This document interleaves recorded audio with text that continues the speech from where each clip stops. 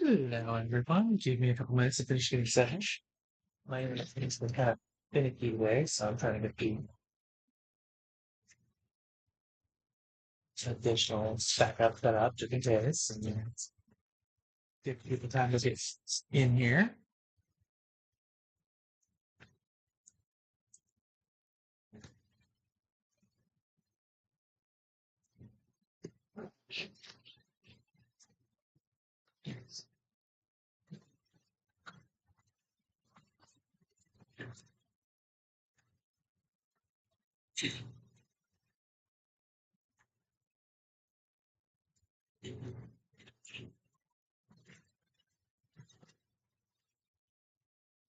Looks like I'm trying my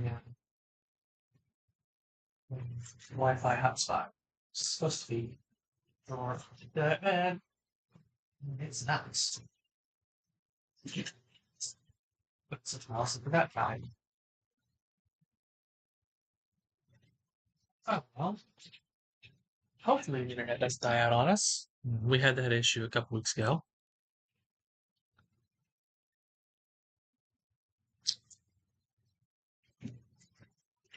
I'll give people a couple minutes to get in here. We'll get the game up and running because OBS doesn't like me switching between PC titles. Like with the Switch, it's not a big issue, but with the PC titles,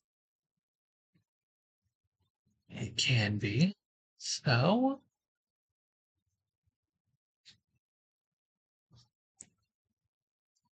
cut up and running, get the desktop audio, hopefully to an audit level you guys can hear when it gets up and running.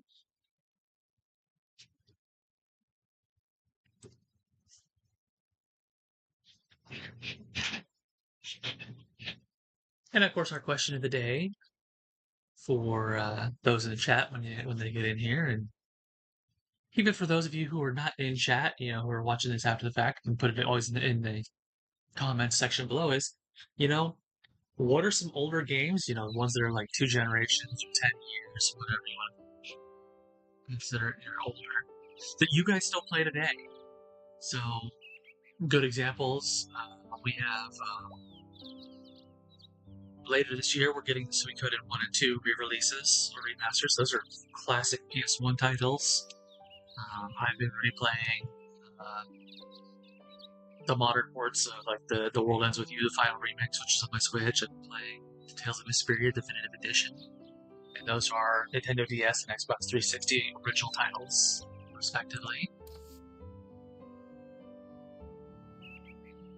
So,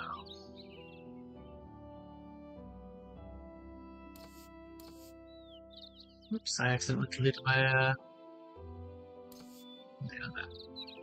wait, no, I didn't. I was looking at the wrong save file. But yeah, so some older games that are still just as good today as they were back then. The World Ends With You in a lot of ways is kind of a time capsule of that early 2000s, especially what it was like in Shibuya. But even the slang of that time, that era that's like old and kind of cringy now, was being used in like a joking, cringy sense, even in the game when it first released. So it still holds up really well today. And while the Switch version doesn't have the mechanics quite as heavily reinforcing the themes of like getting out and socializing and all that, and the difficulty of like interacting with people that the original DS title did, because like even the combat mechanics were deliberately difficult and clunky and took time to get used to, just like getting to know a new person and all that kind of things, and learning to deal with them and so on. The Switch version kind of tries to get as best it can, and it still has some of the other mechanics, like like if you go to TV tropes, it's called anti-poop socking, based off of the World of Warcraft episode. Is South Park, I think, is where the term poop socking comes from, but it might come from somewhere else. But it's like, okay, it's like, no, it has these mechanics that get you to only play for like an hour or so a day and then go out and do other stuff. So that's exactly what I do. I play it, it's got the mechanics like that you can only eat so many bites of food per 24-hour real world clock time. So it's there. You've got the ways of increasing the power of your attack powers is one of the ways is by shutdown. Just spending time shut down, not playing the game. The original DS version had also a mingle one for getting out and socializing. It was great. I loved it. But the final remix has some new stuff added in that kind of leads up to the sequel, which came out, I think, 2021, I want to say. 2022, early 2022, one of the two. It's been a while now. But I've also been playing the Tales of Vesperia Definitive Edition, which itself is a modern 10-year anniversary port of the PS3 remaster of the Xbox 360 original version, and so on. Yeah, so I I don't hide the fact that I still love older games. I still play new games. I mean, we checked out Harvestella. We're doing Sandrock on the channel for some of our guides, which is still in early access. I'm absolutely looking forward to Rune Factory 3 Special later this year, and so on. Alright, so before we get started here, let me make sure I sent out to all the alerts to everywhere. I think I did. Yeah. Sure, tweet one out. I'm just kind of waiting. Usually Amber or Maggie will show up. Usually Amber's the first one. But it sometimes takes them half an hour to an hour or, 2.5 hours.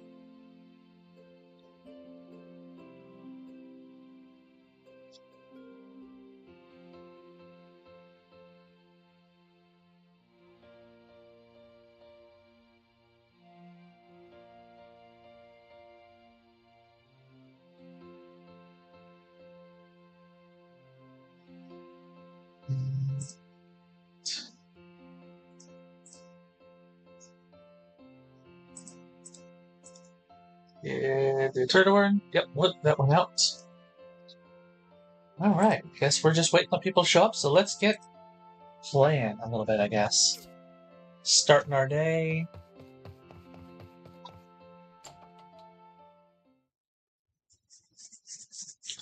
Yeah, like we were talking last week with Rune Factory about the time in the games and how they work.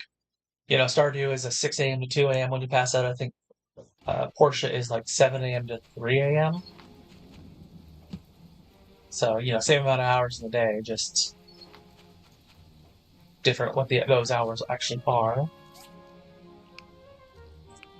Oh, I put some cards. So we need lots of carbon steel. If we are going to do the... oh, that's not what I wanted. This one was. If we're going to advance the story today, we are going to need a lot of carbon steel bars, because we need to make steel plates. Oh, well, welcome, join us, Autumn. I was just saying, you usually show up a little bit into it. Let's see here. Enden Enterol. I am not familiar with that. Let me see. Let me Google that real quick. I know I was just saying earlier that OBS doesn't like it when I switch between the PC ones, but... Or is it Eden Eternal?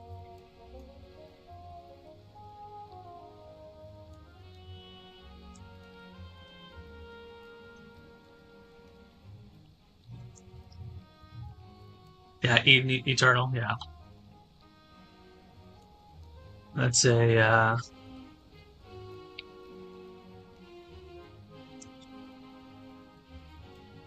MMO back in 2010.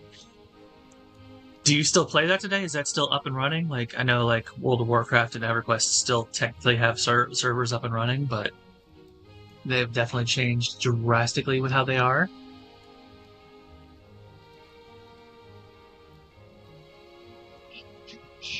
But like I was saying, I've been playing the modern ports to the Switch for both the World Ends With You, which was like a 2007, 2008-ish original DS, not even 3DS, DS title, and Tales of Vesperia, which is we got the definitive edition, which is itself a 10-year anniversary port of the PS3 remaster of the original Xbox 360 title. And it's just like, oh yeah, And then we got later this year coming out the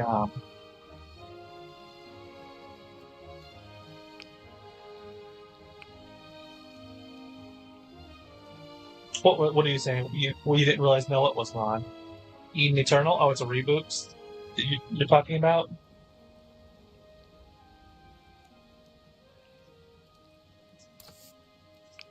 I mean, reboots aren't necessarily. They can be good, they can be bad. They're not always one or the other. Um, I mean, the Final Fantasy VII remasters are kind of reboots of Final Fantasy VII.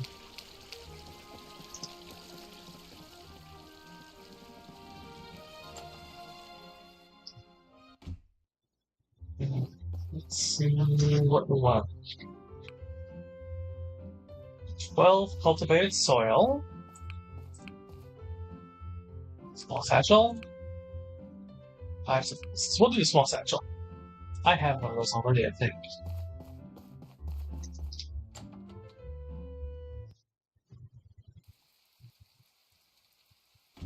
That's cool. I mean, I haven't done it in a while, but like back when I was in high school, I used to play EverQuest, and every now and then there's a server, it's a fan-run server called Project 1999 that does the game essentially as it was back in the year 1999. It's the first 2 expansions only, and every now and then I'll like, if I'm really feeling up to it, I'll go play that with some friends of mine from my military days that also love playing it.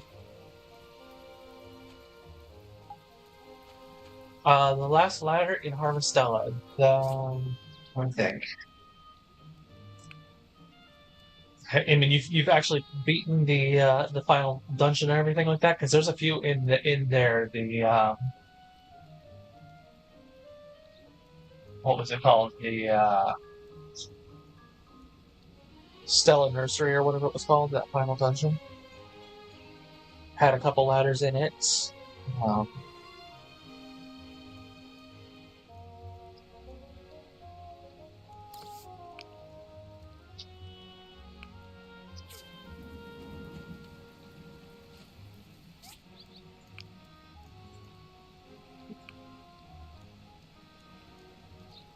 Farms.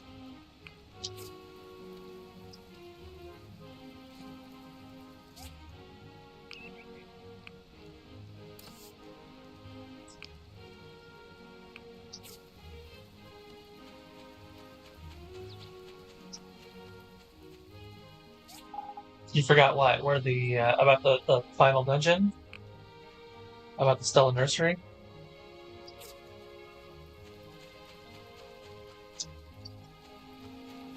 Oh yeah, now it's finally available. Frickin' thing.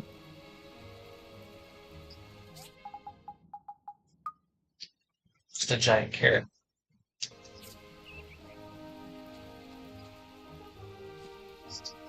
Yes.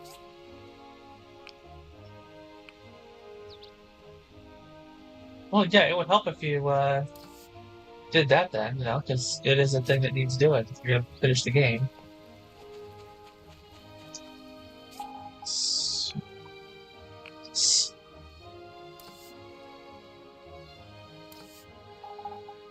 Put that over there. What, the giant carrot? Well, yeah, it's supposed to be. It's not the best size one though. The best size one I think is called the pink carrot or something like that. Yes. Oh, right here. Accessories. Small satchel. Yep, called it. We'll turn that into eat it. Oh yeah, you're still trying to get the Aristotle class. Hello. Hello, I was ate on it. my morning walk when I saw that object crash down. I hope no one was hurt by it. There we go. And I got a relationship change. Dawa. Yay.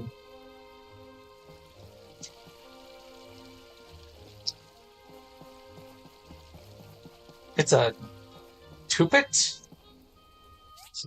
Yeah, I have my ones up here. I think you mean it's a turnip. In this game, they're called layered carrots, but yeah, it looks like a turnip. Kind of.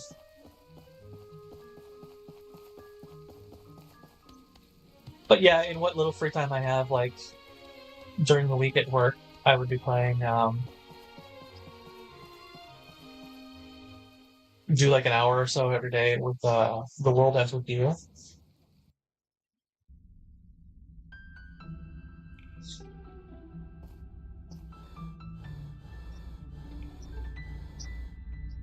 The World Ends With You has such great mechanics. It's one of the few games, like most games will have some kind of message to them, you know. Not all, but, you know, there's a lot of them that have some kind of central message. You know, the Portia and Sandrock and all that have a very much green Aesop kind of thing going, where it's, you know, trying to balance industrialization, you know, trying not to destroy the environment and so on. Work is done. I haven't started the new job yet. I start that tomorrow. This week has just been the last week with the temp agency, where I was the temp job that I'd been doing was, there's a place out here. It's one of the biggest companies nationwide for like auto auctions. They sell cars to between dealers. So like a dealership might have something wrong with the car, and rather than trying to sell it used, like fixing the problem and having to sell it used, they'll sell it to other dealers at the auto auction kind of place. And so throughout the week we would be, you know, driving cars from point A to point B. You know, we were setting up the sale or moving them around after the sale. Next Sunday will be more Rune Factory. We alternate between Portia and Rune Factory. You know, I don't want to. There are viewers who, you know, they don't come to the streams per se, but they do watch after the fact. You know, they watch this stuff. I mean, I'm still getting people for Harvestella stuff on the channel. I just had someone this week who's just like, I'm just now starting Harvestella. Thank you for your guides, and I've got the playlist and all that. And so it's, you know, we'll keep playing this until we finish it, so we don't, you know, ostracize them. So they have something they want if they don't love Rune Factory. But honestly, if you love this, you'll probably love Rune Factory, and vice versa. You know, you might want, like, you know, the combat on this one is a lot more simplistic than Rune Factory, but, you know, Rune Factory is not exactly complicated either on its combat. You know, it's got more details to it with the different skills and rune arts, magic, and all that, but it's not like, you know, the Tales series or the, you know, Soulsborne, whatever titles where the combat is the beginning.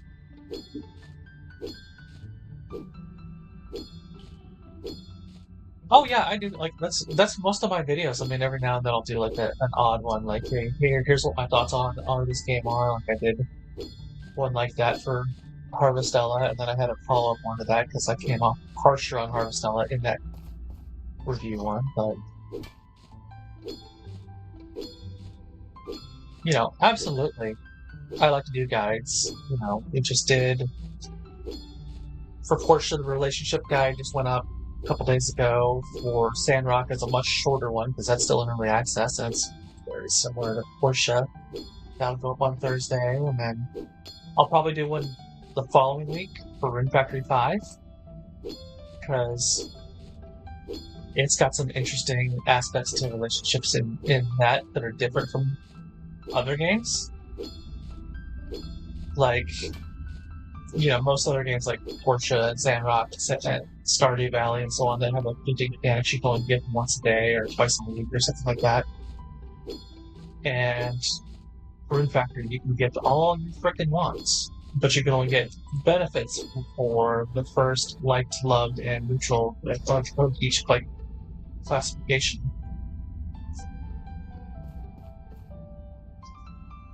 Per day.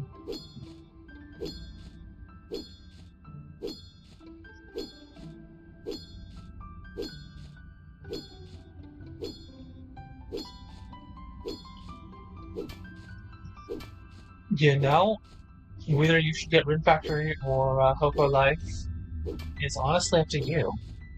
Um, you've been watching me play Rune Factory here on the channel. I'm sure you've got other channels that are playing Coco Life you're watching, so you can get a feel for how they play. I mean, I personally love Rune Factory. It's one of my favorite series. You know, the playthrough that we have on the channel is my third playthrough, and I have a fourth playthrough going as well for Rune Factory 5. That I have separate. So I've got my second playthrough is the one that's like post game that I do a lot of my guys with, and I've got two other ones that I'm playing back to back.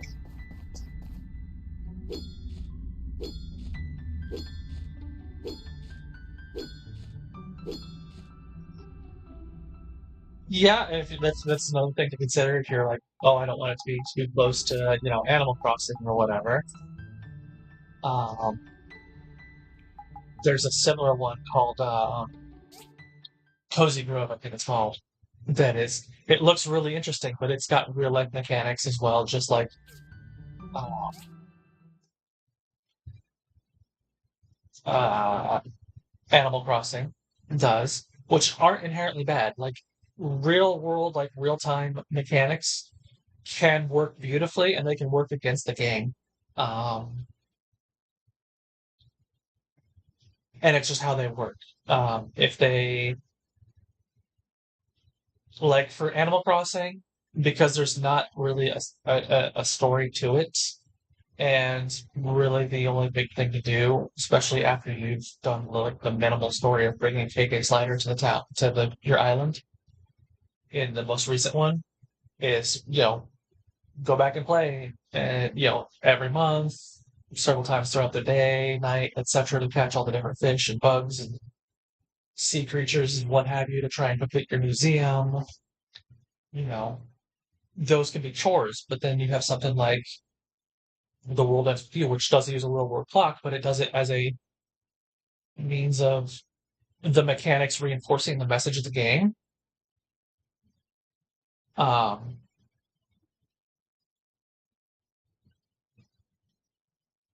well, Animal Crossing, the New Horizons, you're saying here for those who are not watching current, you can move you can move everything. You can move the like not just when you first put down their houses, but you can go in and pay and be like, I want to move their house. I'm going to make you can move everything around. There's literally only I think three things on the entire island that you cannot move or change in New Horizons for Animal Crossing. Two of them are where the mouths of the rivers are, and the third is your actually, there's a couple things you can't move, but for the most part, they're all like there along the beach. Your beach is about the only thing you can't change, basically. So like where the really really big rock is, where your wharf is, your port, your pier, where the airport is, and where the river mouths are. Basically, like those exterior aspects are the only parts of the island you can't change. But you can move other villagers. You can say, hey, I want to move your house over here. Oh, I put it down wrong. Let me go move it, two spots to the right, two to the left, or a little bit closer down. Like with mine, I've got them all lined up, so I've got a residential district in this one small section. And beyond that, it's like, okay, no, that's it. That's how I've chosen to put them. And someone moves out, and I go, well, you're gonna move someone else new there. But yeah, like I was saying, other games that do um, a real world time that do it in a good way. Like I love the World Ends With You. one of the central message of the game is basically, get out there and experience life, socializing with others, make friends, and such as, the power of friendship, but it's done well. It's, you can't do everything alone. Stop trying to be a loner. It takes the whole emo, angsty teen protagonist trope in so many JRPGs, and it literally deconstructs it and then reconstructs it as part of the narrative. Like, your character starts that way, and he has to learn to deal with others and all that, and the mechanics reinforce it. You get things in the original DS version.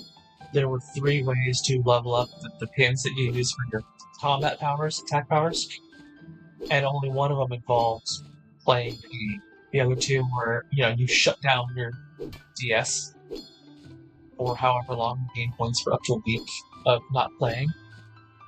And the other one was for, you leave the DS on, but you're in, Street Pass, using the Street Pass function and being with other people. So it'd be encouraging you to go out and meet other players, and there was other aspects for that. That have a mechanic system, even that's still there, even in the remastered version. That it's you can only eat so much food per day, and food is how you get your buffs. So it encourages you to play through short bursts, then go out and practice it. I am feeling better. Welcome to the stream there, Victoria. How are you doing today? And Autumn, I don't know what the Lizzo's trying to do with Disney.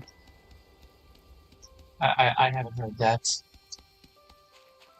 So you are more familiar with what's going on with Disney than I am, other than the fact, I know Disney Plus and Hulu are supposedly merging. That's the only Disney news I'm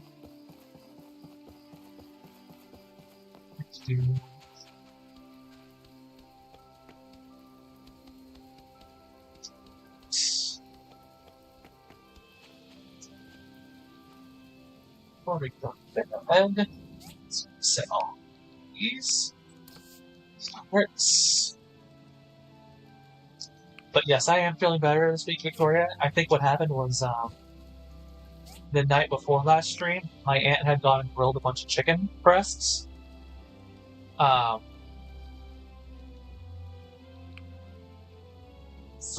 she had bought them, she had thawed them out and cooked them all in the same day.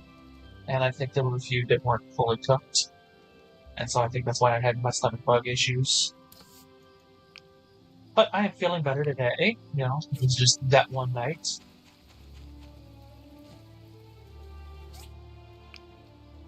I haven't had anything of the sort in the last few days, so I shouldn't have any of those issues this week. I was actually kind of hoping to go out on Wednesday or Thursday if I had the chance to get back in and play the thing, but finish up our stream from last week, but it didn't happen.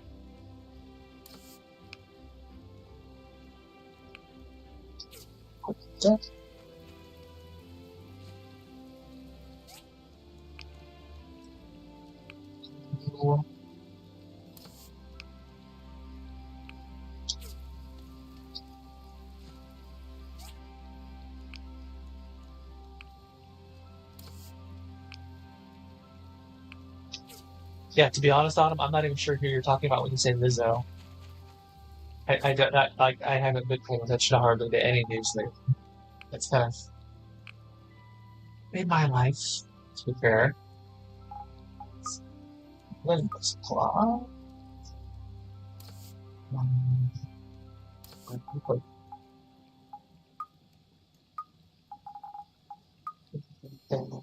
Short.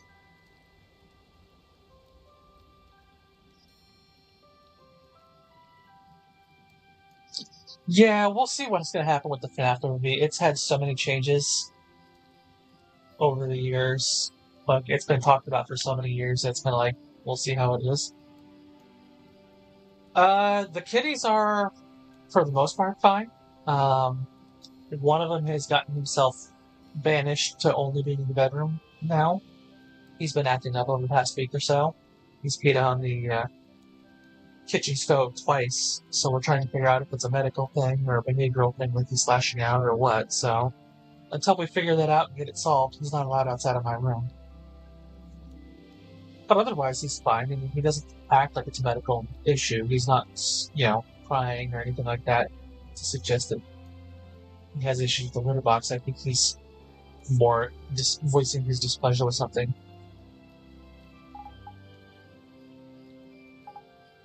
Possibly with the fact that I'm not home hardly ever anymore, because, you think about it, I was a truck driver for 3 years, and then I came off the truck and I worked from home with the real estate business, so he had basically 4 years where he was around me basically 24/7 for the most part, and then things changed, and I was gone for, 10, or for actually more than 10 hours, usually about 12 to 14 hours a day, 4 days a week, and the fifth day was like 10 hours.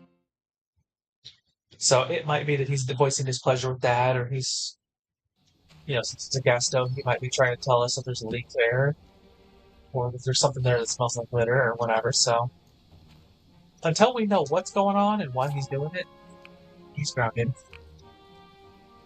The other one, Shadow, can come and go freely, but he, he's got to be either outside the room or inside the room.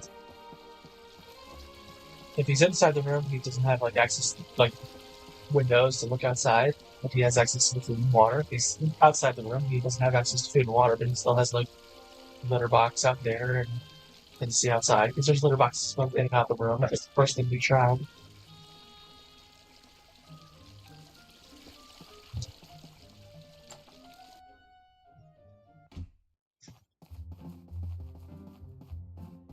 No, I don't think it's a new trend. Green waterproof cloth. We can, in fact, do that. What is this? Oh, that's S tier 1. Yeah, we can't get waterproof lamps. No, he doesn't do well with making friends. I think he's trying to establish dominance in some way, or like I said, he detects a leak in the gas that we can't, or something. So Victoria, our question of the day, since you've already missed it unless you scroll all the way back at the top, is what are some older games, we're talking 10 plus years old, that you still play, today? Like I was talking, I've played World's End Review, I've played Tales of Vesperia still.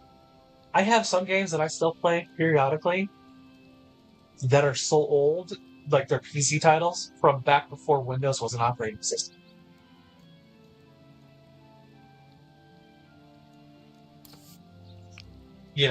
Back when the MS-DOS only era kind of thing. Old games that I still play, but they're on Steam now. Let's see. Water storage. What do I need to make the water storage tank?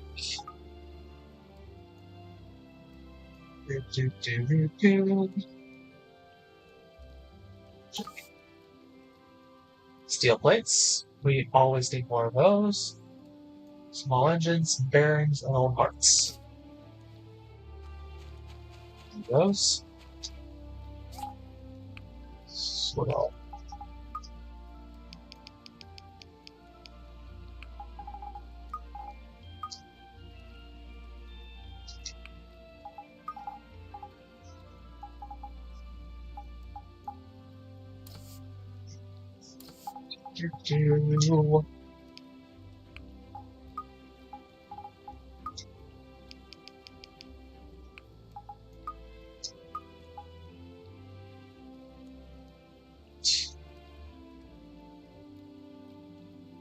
I was just saying, it was one other thing.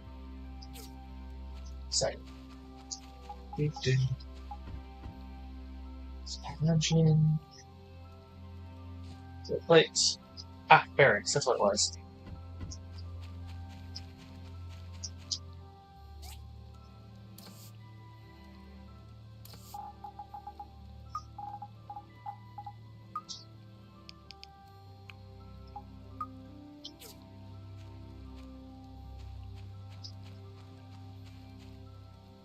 Yeah, well, like I said, we don't know. Like I said, it could be very much a behavioral thing. You know, my aunt has her own cat, and so her cat has a litter box in their bathroom, and it's fully possible that because they chase him off from that litter box, he's voicing his displeasure with them.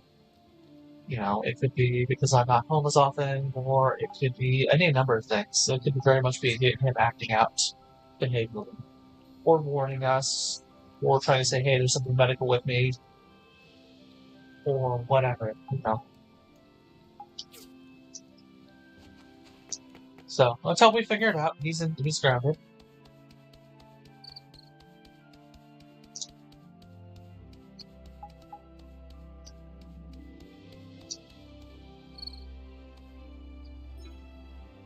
Oh, that's the wrong one.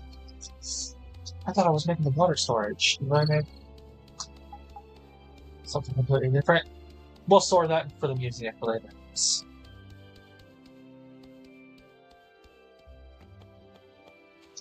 Oh, right, and commerce mission. Let's do that. Standard.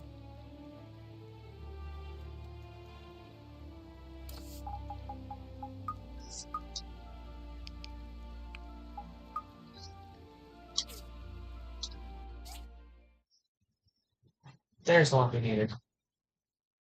Iron bars, copper pipes. That's why we said. Well, copper made.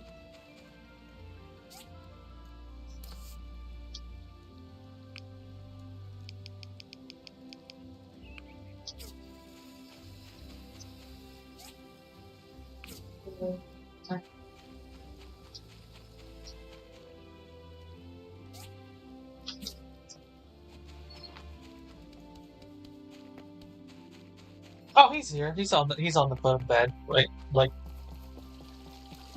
I'm literally petting him with my foot right now. He's they're both in here in his bedroom with me.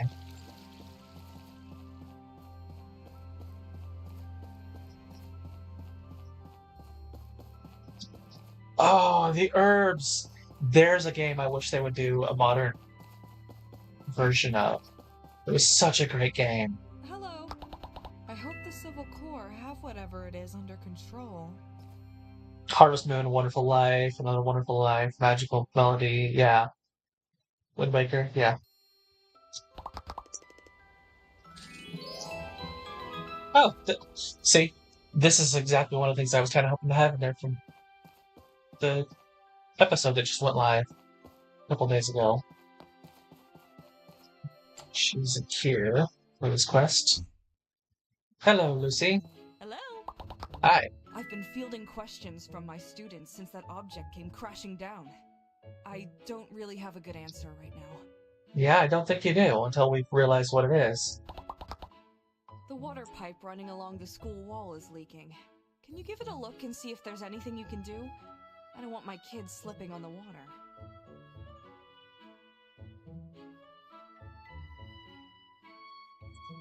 Sure, I'll take care of that. Old parts and copper wire. What is the deadline on that one? That was probably got a deadline. No, it doesn't. Just fix it whenever I get around to it. I can do that. You know what else I can do? We'll go fix this hole out here, I guess, for them. You know, joining the Civil Corps, I can see why they didn't want us to do it. I mean, we kind of help out with them a lot, but I think that they wanted to emphasize that, no, you're a builder. That's your job with the town. You can help out. Like, there's a whole side quest about becoming a deputy kind of thing in Sandrock, but you're still primarily the builder, and that's what they want to emphasize.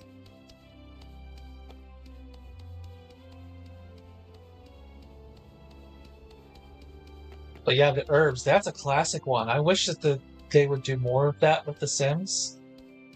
Like every single time they come out with a new Sims, people are complaining they don't have any of the subculture stuff, the old like the cyberpunk or the goth or whatever, and they'd have to come later in, you know, expansions of some sort.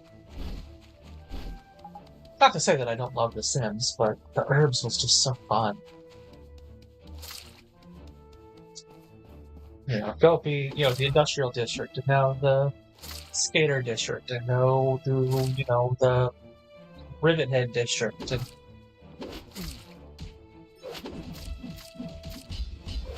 I don't have enough parts.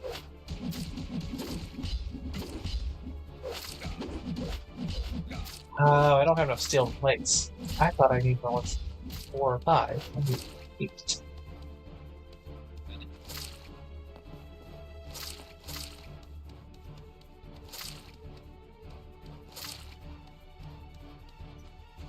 You know what that means?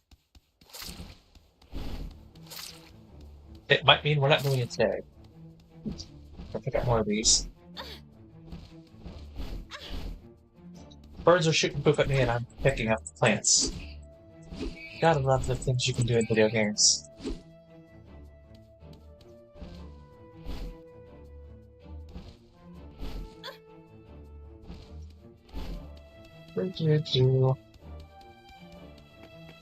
Alright, let's go back to our frickin' workshop.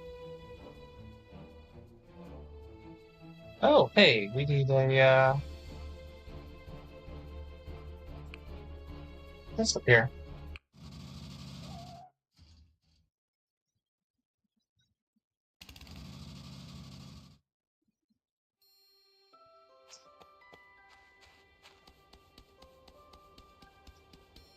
It's fun thing. It's kind of fun that some of the best Sims games were the spin-off ones too. Hey, Sleep, need help with anything? Can't think of anything. Thanks, though. No worries. It's just that tree farm work finished early this season. I have nothing to do. So really, if you need help with anything, don't hesitate to let me know. I'll keep that in mind. I do have a small commission for you, related to another thing. However, I was speaking with Martha about her juggling her kid along with the bakery, and I ended up volunteering to help her do some shopping. Could you make me a wooden basket for carrying the groceries? Sure thing. Thanks very much. Why does he I don't know why he has so many unspoken lines of dialogue that other characters, everyone has them, but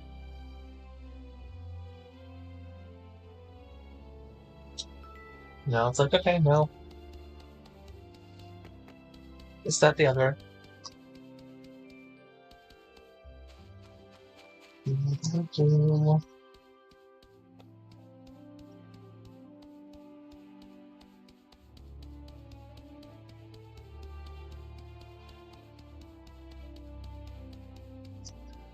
I'm not saying that all of the Sims spin-off titles were the best, because no, some of them were absolutely atrocious, but some of them were great. The Herbs was a good example of it.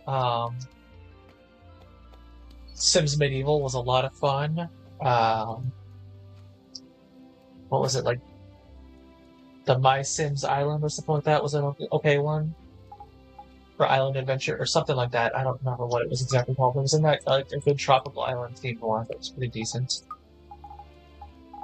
Now let's just do this.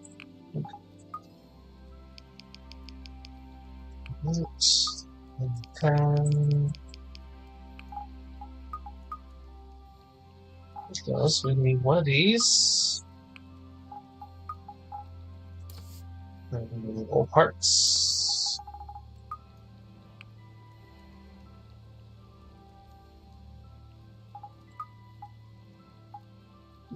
And what else do we need? Let's make him the basket. I can make 200 of the dang things. You can probably make more than that, but it only lets you make 200 of a thing at a time. So, what did this need? Hardwood planks, iron bars, and copper pipe. 8, 15.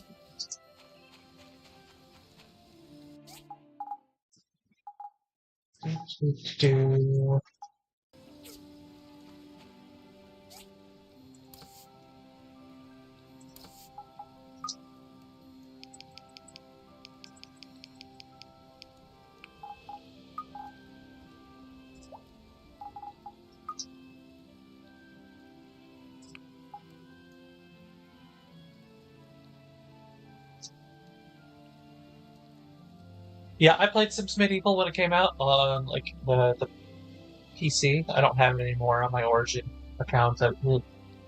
I have to find my old manual and see if I can add the code in if it'll still do that. Because like you can't get Sims 1 or 2 on Origin anymore, but you can kind of get Sims 3, but it's going to be getting deleted eventually when they come up with Sims 5 probably. Even though Sims 3 was in a lot of ways better than Sims 4, a lot of people think that way. I think a lot of the supernaturals, for example, were more interesting. And I lost track of what I needed for my third item.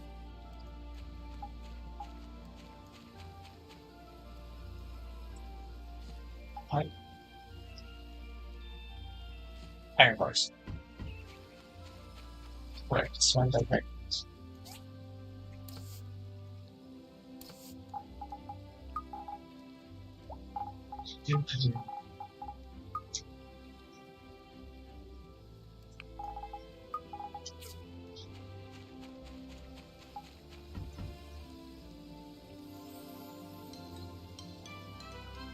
But I love. there was a lot of things to love about The Sims Medieval. We had a lot of like little quest things, like your knights and your spies and stuff like that. If I remember right, it's been a long time since I played it.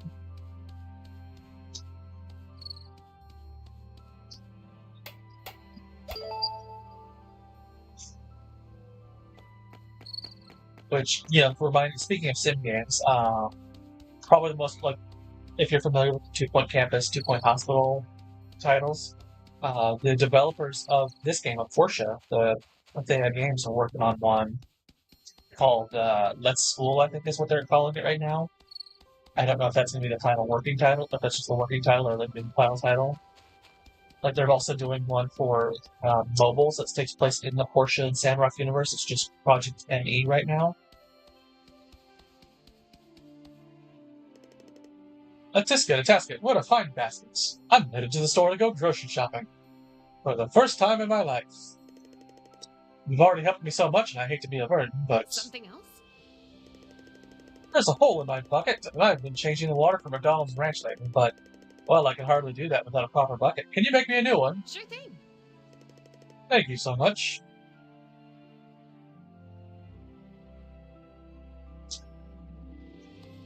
Yeah, I need to hook up my Wii one of these days, so I can go back and play,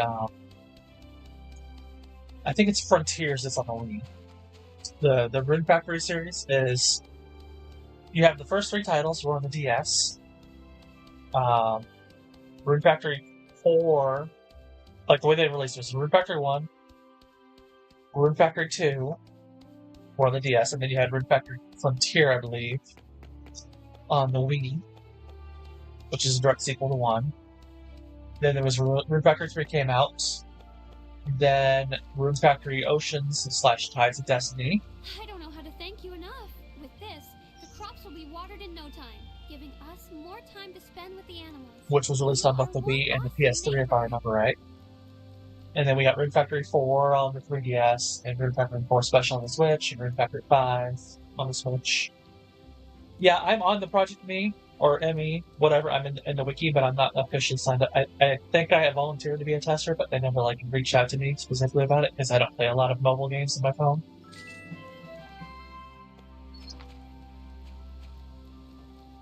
So I think, I'm probably not going to be one of the chosen testers. Oh wow, it's already almost a pocket game. Nope, that's Isaac. I thought it was Phyllis for a second there. Why, thank you for telling us the update on your eating habits there, Autumn.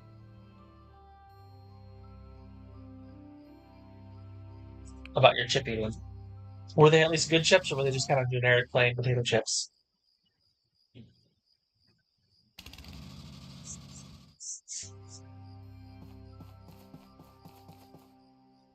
Okay, let's fix this stupid pipe over here that she's complaining about. Yep, it is leaking. That's it. Leak stopped. Done.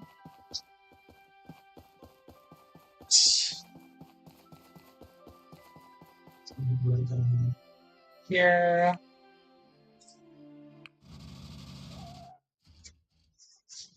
But yeah, I need to hook up my Wii. There's some games on there that I own, but I haven't really played much of, which includes Frontiers, because again, it's a direct sequel to Rune Factory 1, which I have yet to finish.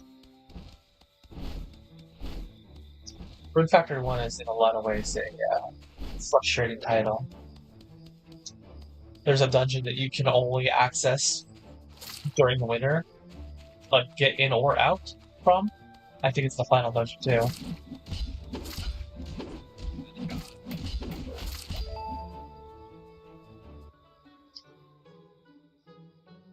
Well, that's that. Oh, I was having a great day, too. This thing just had to ruin it. What is it anyway? I don't remember seeing anything like this in the books. Why don't we pop it open and see? Or let it pop itself open.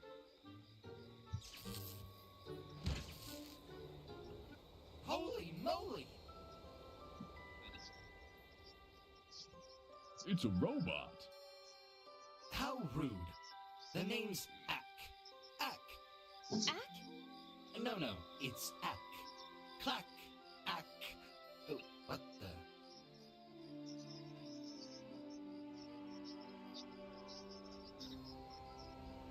Yeah, I don't know. We'll see. I haven't like been participating several with the Project ME stuff, so my doing the channel stuff takes up what little free time I have throughout the week.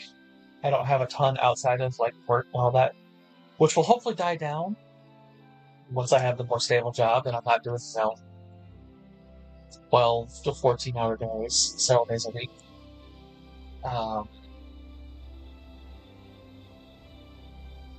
But yeah, like I haven't been doing a whole lot outside of work and the channel and sleeping the last several weeks. A little bit of downtime here and there to play, like I said, Tales of Vesperia or whatever. Usually breaks at work kind of thing. Who are you exactly, Ack? Bot? What is this? I'm the chef of my space station, a piece of which is right here. Space station? Jeepers creepers! I'm on the ground! How the heck did I get here? You fell from the sky. You don't say. Ack! Whoa there. Don't move, okay? I'm not panicking. I'm not panicking! Yeah, I start the new job tomorrow. We gotta show him to the mayor. Yeah, we should. I'll grab him. Come along.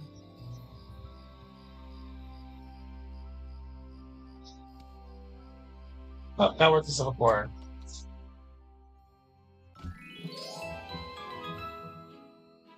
Oh, Remington joint went up. You Boom. can't arrest me! I know my rights! Now, please calm down, Mr. Ack. We're just trying to sort out this situation. You unexpectedly dropped in on us after all. Anyhow, I take it that you were on the Altair 1 space station for the duration of the last 300 years. Am I correct? I'm not saying anything until I see my lawyer. Fascinating. Why are we even talking to this thing? Look, Mr. Ack, the sooner you show us you're not a threat, the better off it is for all of us. Ack doesn't have a house. Well, call me a pancake, but I'm a chef. How am I a threat? And to answer your question, I was in maintenance mode for the last 330 years, 2 months, and 17 days. When I woke up, I was here. So you're not an assassin sent from Duvos? Look, old monsieur, I know not what a Duvos is. And even if I did, why would I tell you? You have a point. What should we do then? Get rid of it right now. We don't know what it'll do. Remember the dancing robot in Ethia? I say we let him stay at the research center. We'll take responsibility for him. He's a treasure trove to be explored. Yeah, no one really likes Lee, that I know of. I do like how in Sandrock the church is very different. They're much more laid back about old relics and stuff like that. How dare you! You're putting everyone's lives on the line. He's a living AI. There aren't too many like him here in the Free Cities. Oh, cool. I did not know that. I'll have to look into that. You know, I can hear you. Don't you care to know what I want? Go on. I'd say release me, but I know you're not going to do that. So I want a glass of milk. Okay, that can be arranged. And I want to know what happened to my crewmates. Arlo? We checked the crash station. Your crewmates didn't make it. They died hundreds of years ago. Sorry. Oh. Mr. Ack, I'm sorry for your loss. For now, I need you to cooperate and stay here until we figure out what options we have for you. Can you do that? Yeah. Sure. I'm not going anywhere. Especially not a leg. Also, young builder, since you're here, see if you could do something about Mr. Ack's leg and head. Make him as comfortable as you can. Sure thing.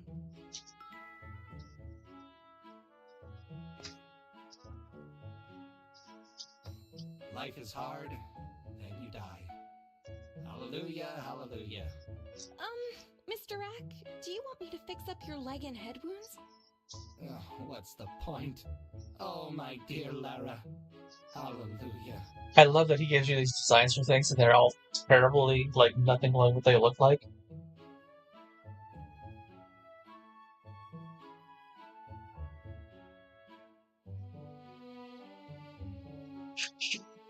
You're watching A Small Light. I've never heard of that, so enjoy it. Mr. Ack seems down. Maybe a glass of milk will cheer him up. Hello. The safety of Portia is my #1 priority. Yeah, I have you seen the suspicious thing sitting right there in your jail cell there in Remington? I see that. I also see you with your weird face paint. Anyways, let's get to home.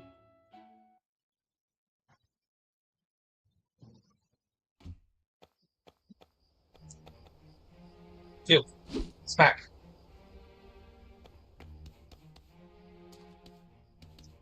Alright, let's get home. Take the stop down here.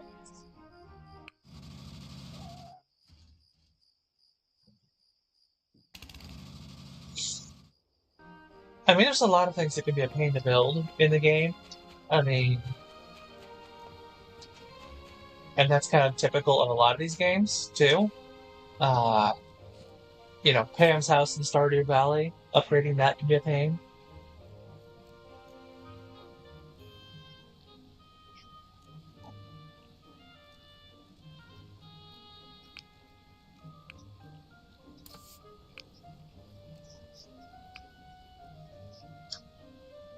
It's about Anne Frank. That's all you need to say. You know, I know who Anne Frank was.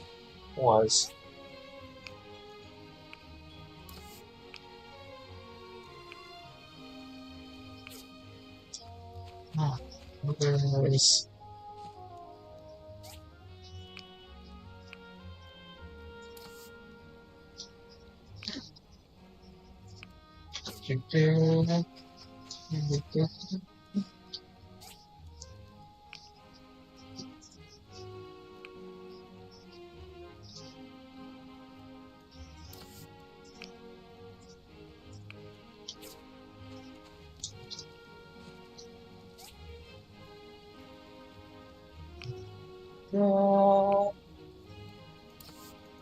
Bars.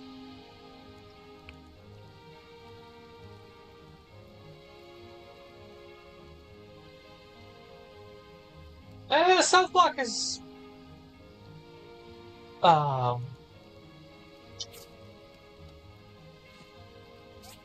yeah, it can be a pain, I guess, to make, especially if you don't prepare, like, if you don't take your time, like I was saying, because you really start going, oh, I need all these resources now. That, you know, maybe not be they may not be resources you were focused on heavily earlier on.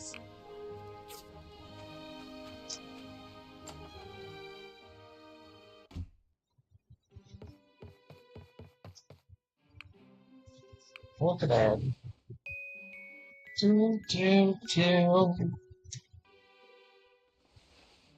Yeah, these days are much, much shorter than the Red Factory ones.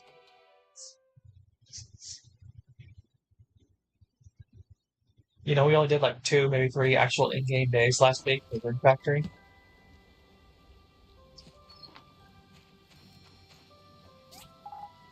And then we, of course, had to cut one off, you know, mid-thing, because, like, you know, it's not bug, but...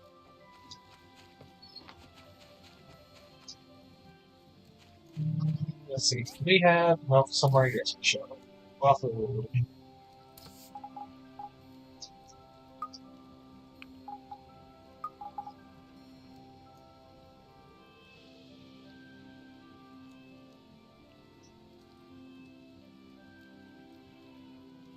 The electric furnace, yeah, that's why I'm like, get your stuff together early on, which that's part of why we're doing the runs for the ruins, so I can get my data disks back up.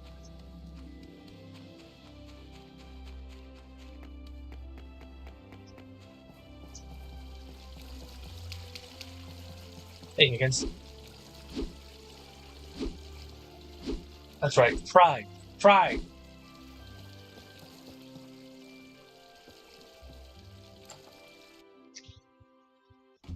I don't know if I've got the electric furnace recipe yet. 3 flower carpets. Jealous too. Oops. And strap box. We'll see if we can do the flower carpets.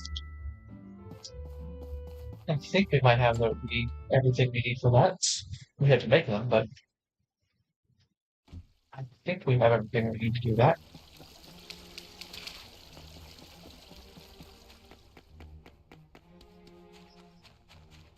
Assuming I've got the improved Skyver.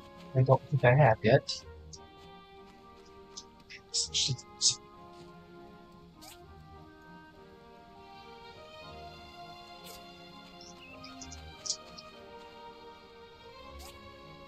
Assembly index. Skyver. Advanced.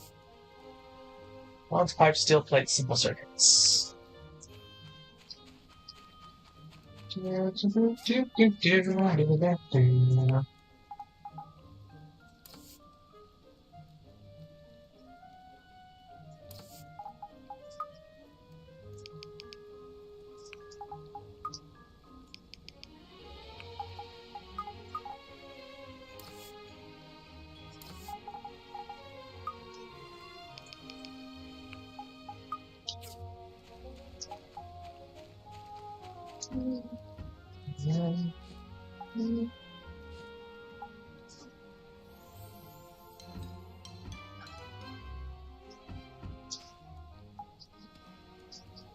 Let's put this over here.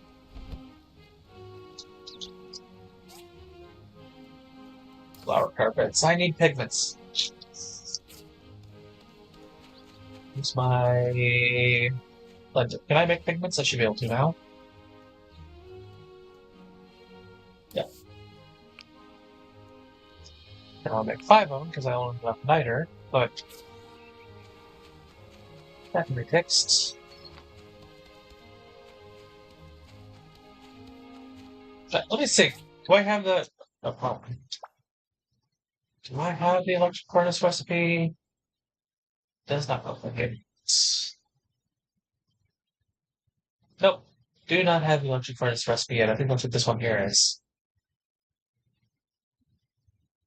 Or that one. One of the two.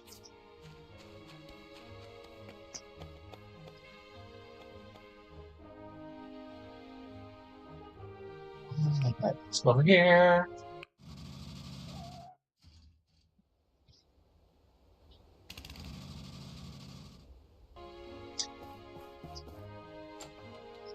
Talk to Petra. Hello? Hi. It must have been an old space station or something. Without regular maintenance, its orbit would have decayed over the last several hundred years. Hi, did you discover something new? You know, it's actually funny that we're at this point in the story. I heard a news thing on the radio the other day while I was at work. Elon Musk's SpaceX was talking about wanting to do a commercial space station in orbit. And apparently, NASA came back with, yeah, it's okay for you to put trash up in orbit because it'll just burn up when it comes back into, on re-entry. It's just absolute burn on his stuff from NASA. That's priceless. That should be enough data disks. Still, if you want to expedite our research, you can submit more data. Yeah, corruption on these.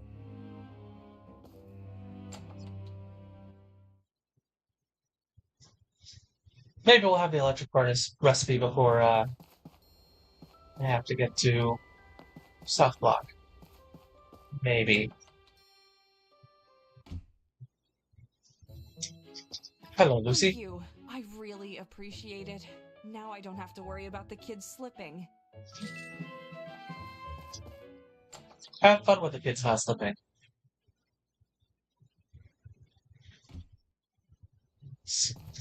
While we're here, we're going to go up to the church. We'll hope they're preaching out in the square. Get the nitro tree. Yes, they're down here in the square. Yes.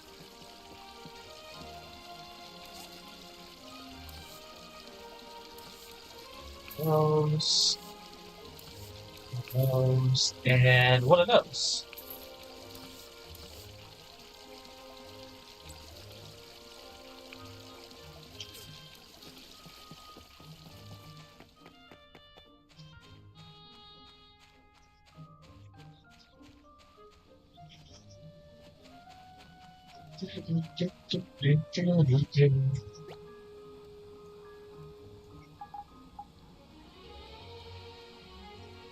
I don't even remember if I can make the electric furnace before you get out to the other side and you have access to the third ruins.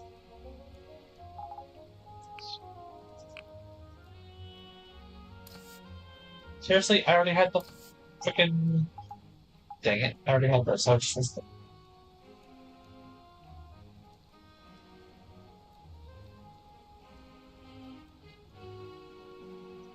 So no, well, what NASA said is that the way as I heard it, DJ was talking about it, is as I was explaining earlier, that the work that I've been doing over the last several weeks is it's a temp job, working with a auto auction place. So we'd be driving cars from point A to point different parts of their massive lot to prepare for their sales. So I was listening to the radio one morning and they were talking about it, and the DJ was saying that NASA's response was, it's okay for you to litter in space because it burns up in orbit. In response to Elon Musk saying he wanted SpaceX to do their own space station. So it's NASA was saying, hey, you guys can make your space station, but it's trash and it's going to burn up when it comes back in. Yeah, you're just littering space with the shit that you're wanting to put up there. Is kind of the way I interpreted it, what I heard.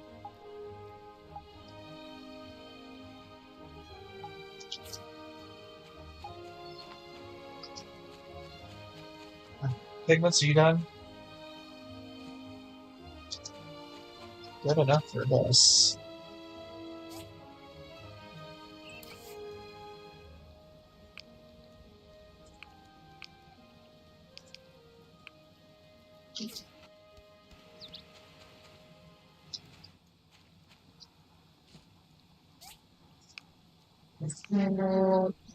Charcoal because it's great faster.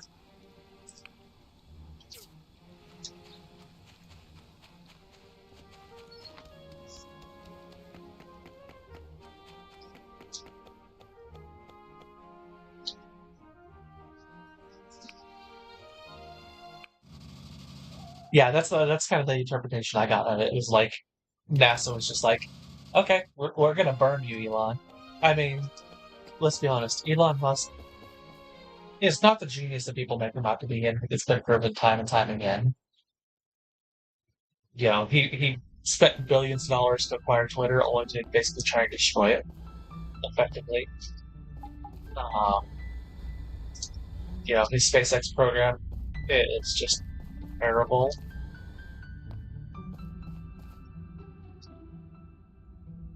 He keeps having so many issues with SpaceX rockets blowing up and all that.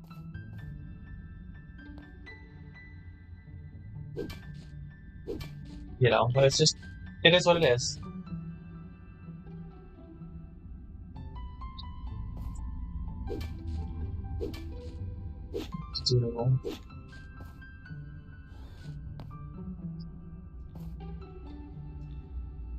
Getting relic pieces.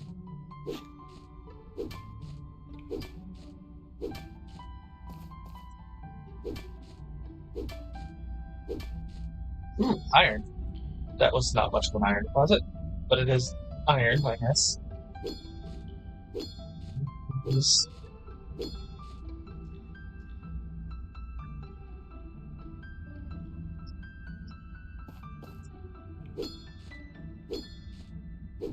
But yeah, like I said, it was fun times. But yeah, I'm looking forward to starting a more stable job tomorrow. I've got the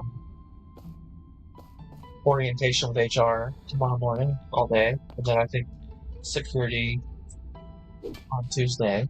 So I mean, it's a government facility thing, so I won't have access to my computers and the actual doing the job for like a week probably.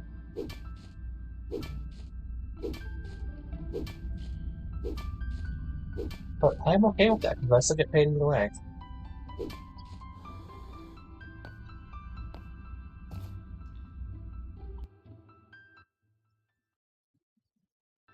But it would be nice to have a more stable everything. You know, stable day-to-day schedule, stable income, etc. The next 3 weeks are gonna suck though, until I get my first paycheck, but after that it'll be much better.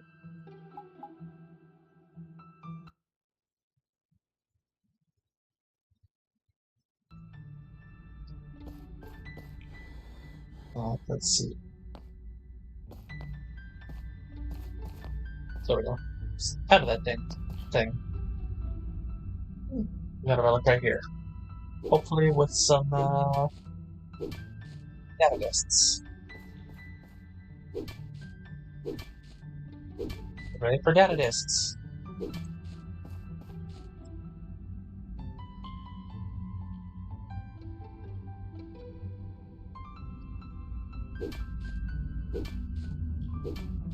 Yeah, been playing a lot of older games lately. Like I said, you know, I love The World Ends with You. It's one of those games that's like it shows what Square Enix can do really well, and it's a part of why, you know, Harvestella is such a disappointment. Like, you know, Harvestella is good but not great, but The World Ends with You was just phenomenally designed. And there's like, if you've never played it, I absolutely recommend go watch some Let's Plays of it. It's a really long game, but the mechanics reinforce the message really well. Like they thought even all that through, and it just shows like when Square Enix brings their A game, they can do some amazing stuff. And you know, it took them like a decade before they made a sequel to it, and the sequel's all right. It doesn't. It's a fun game, but I don't think it holds up the message, the mechanics, and all that quite the same genius level that the other one did.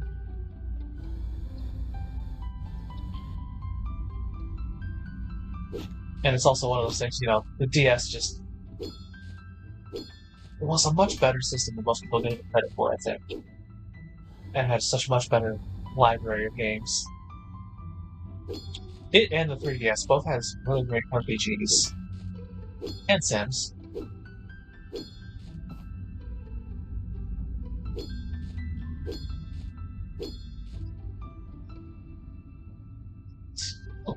Let's see, 17. Okay, they're basically the same spot.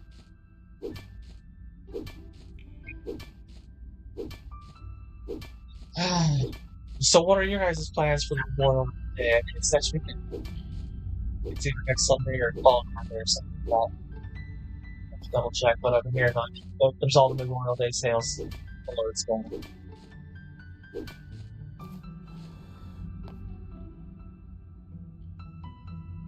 So I don't know if you guys had any plans for that or whatever.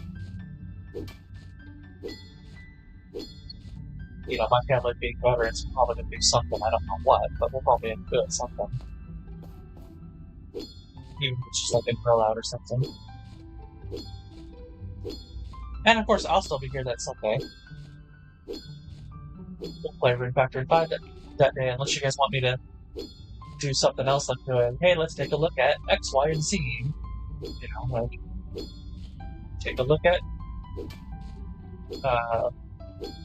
for example, Dinkum. I don't know if you guys have seen Dinkum. But it's kind of like, from what I've seen, it's kind of like Portia and Sandrock, except you're mixed with like Animal Crossing, where like you're starting a whole new thing, but it's like Australian outback island kind of thing. And eventually you build it up.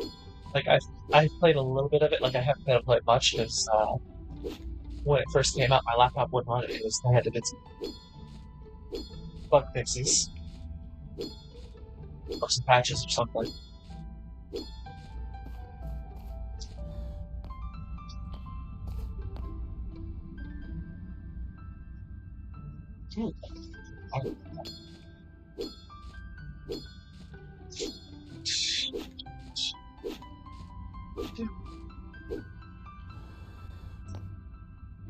So we'll see. I might do like a one-off episode of, hey, let's just take a look at this game kind of thing for next weekend for Memorial Day. Or I might do a second stream, like do a morning one for that, and then the afternoon one be the normal, usual Rune Factory.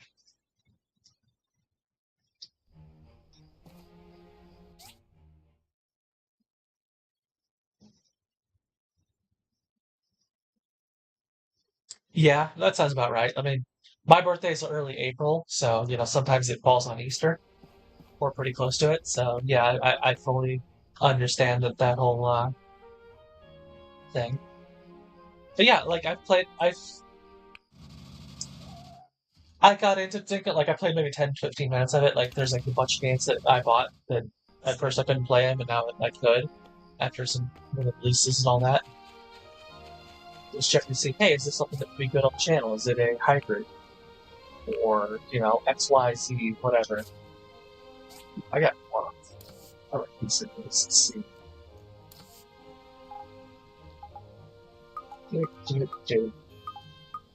These are $1 pieces. Sort. Sucker, axe, lance.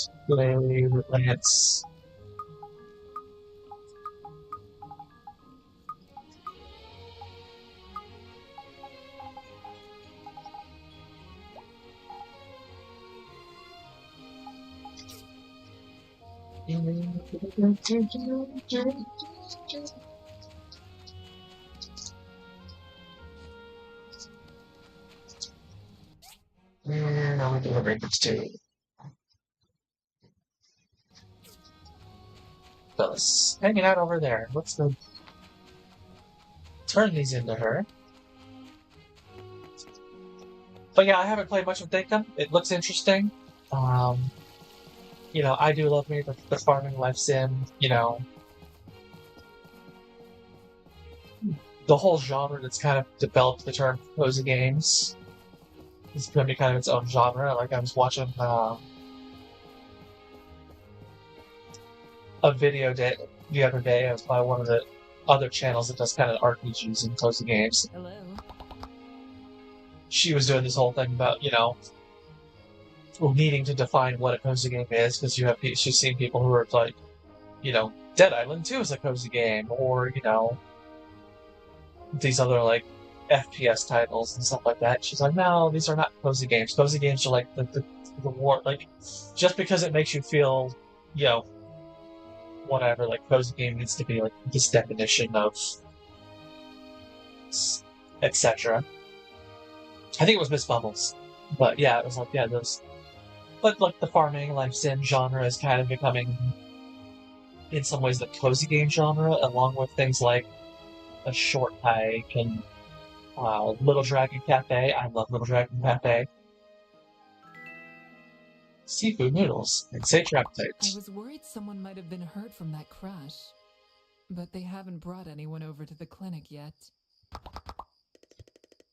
This is pretty well made. If you ever feel unwell, come to our clinic and get a checkup. Look at that relationship boost. Plus 24. That is a quarter of an entire heart. She is almost buddy level with us. Which means we're going to get bonus sound points. And I guess the acupuncture bonus is nice, but that's like, you do that once when you reach max level. Do I have anything to gift you that I know you love?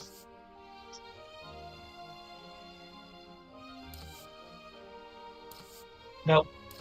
Undo this. Thanks, I hope I like it. Yeah.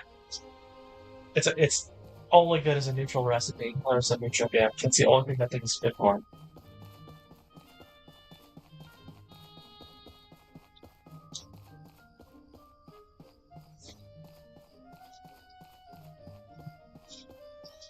But yeah, what do you guys want? Would you like to see, like, would you even be available all day Sunday for that? Like me doing 2 streams, doing a morning stream for, like, Slug at Dinkum, and then the afternoon one doing the Rune Factory typical, or do you want to just stick with as is, with just doing Rune Factory, or do you want to see, like, the other let's take a look at this kind of game kind of ones? You know, hopefully in about 3 weeks, 3-4 weeks, I'll be able to start getting back to multiple streams of normal, but you know, once in a while for a special occasion. Right now, that's not so bad.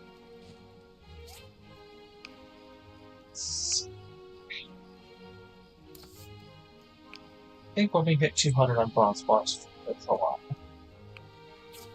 Or we'll need to start turning into other stuff.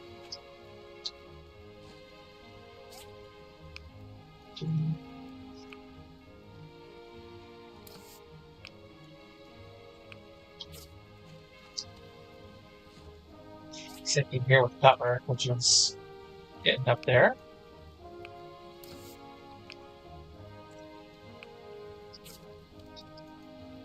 And I think we lost that Autumn. She's downloading Calico and possibly playing it again.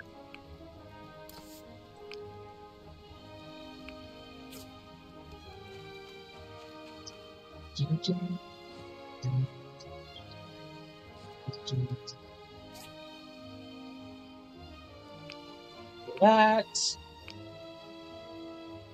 goes.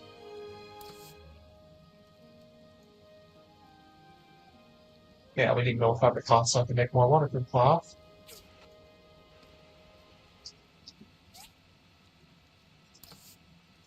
We get some box pipes. Ooh, actually, let's make some pulleys.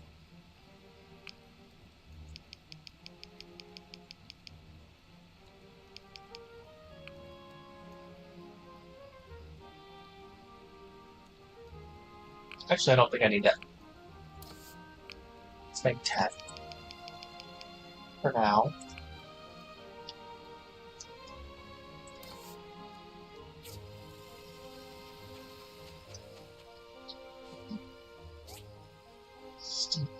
It's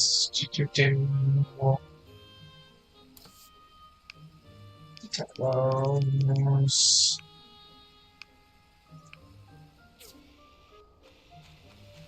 Okay.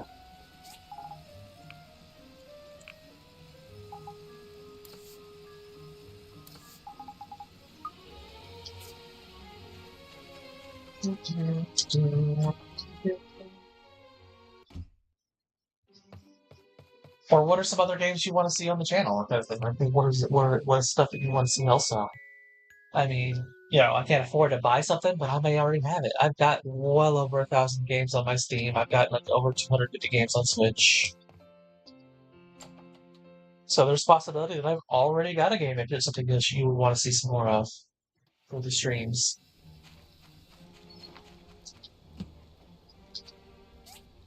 Research Center, 3 days.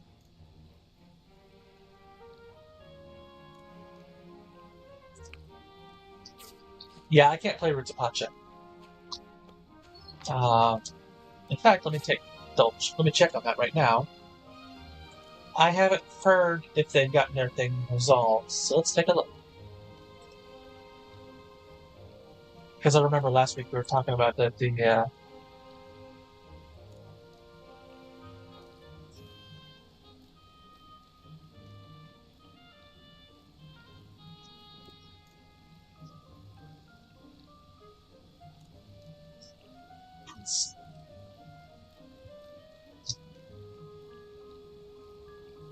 Nope, it is still not there. So there is still the dispute between the developer and the publisher.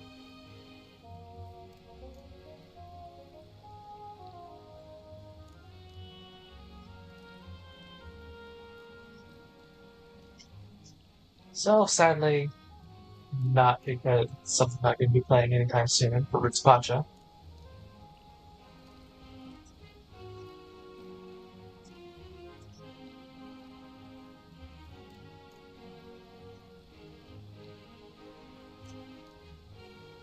I mean, I do want to play it. It looks interesting. It looks fascinating. I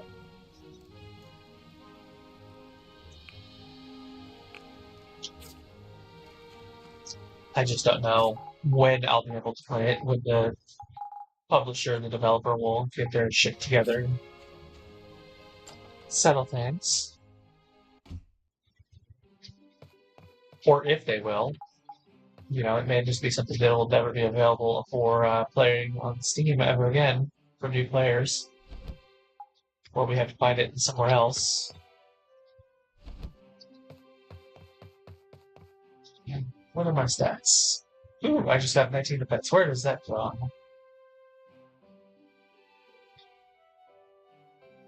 Neither of the things I just put down. Those are both health and stamina, which stamina's a nice boost, I guess. Yeah, I mean, it's still early access, so hopefully by the time that the game is completely developed, they'll have it resolved, but, you know, I'm not holding my breath.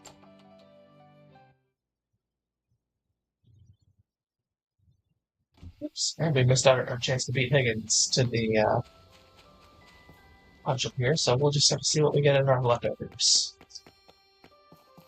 Hello, Pinky. Meow, meow, meow, meow.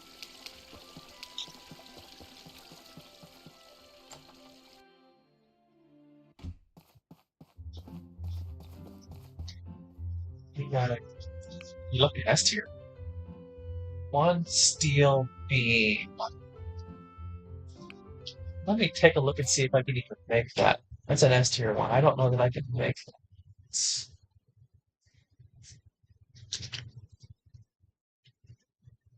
Steel beam.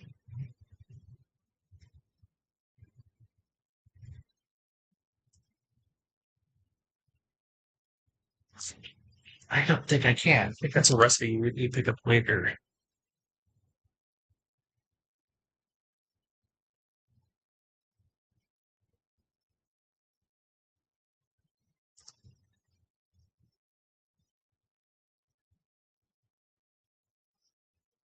Yeah, you don't get the recipe until the Portia Bridge comes along.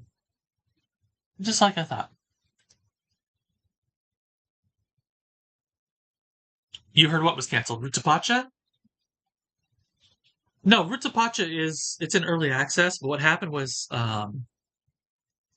the developer and the publisher are having some kind of disputes. Both sides are pointing fingers at the other one. Um, the developer did a post on Twitter about a week and a half or so ago saying that they tried to work amicably after years and all this time, but things were not working out, and they were blaming the publisher for it. And then the publisher came back and said, "No, no, no, we've been under this contract with these guys for 3 years, and they just sent us an email one day to void the contract, and both sides are pointing fingers." And Valve's terms of service are that if there's a dispute between publisher and developer like that, that they pull the game off the Steam store. So people who already bought it, like Victoria, can still play it on Steam. But other people can't see it. They can't buy it new. But it was still in early access. It was never fully released, kind of like My Time at Sandrock. And so that's the situation with that.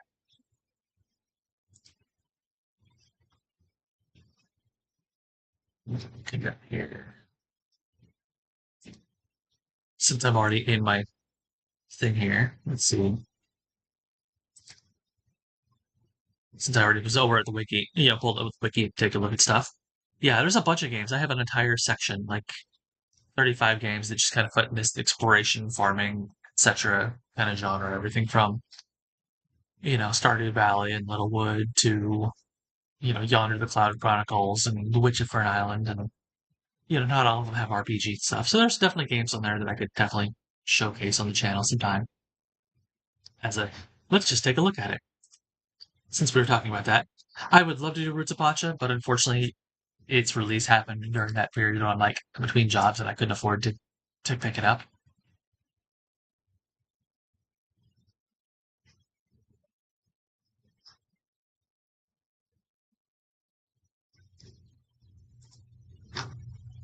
All right, back to the game. I just don't terribly care for this tier in either of these trees. Down here, it's okay. You get the intimate interaction's a good one. I think we're just going to do the sell.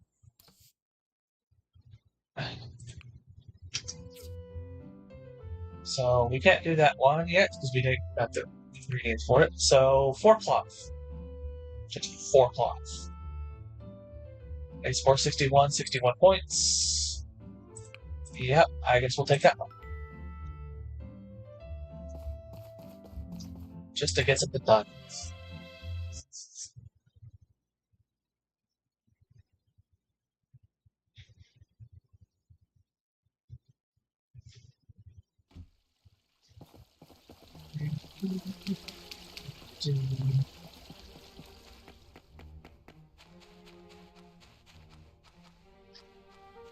Let's see, do I have cloth already made? Let's take it first.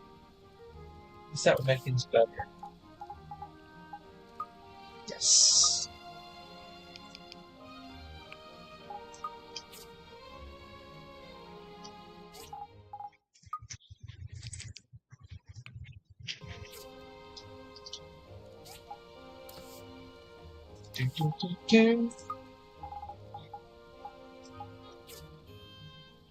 Where is the cloth? Cloth.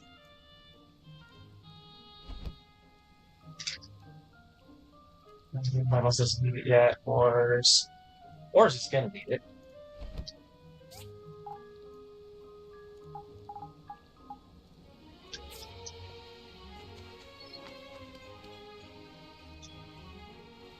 Oh, it's lagging here. This is what I was talking about earlier. It doesn't like me jumping between, like, in and out of the game to go look at OBS, Steam, and all that. Hey, Sam. Hi. Love the outfit. Why do leaves become golden in fall? According to Petra, the temperature drop reduces chlorophyll rapidly. Goodbye.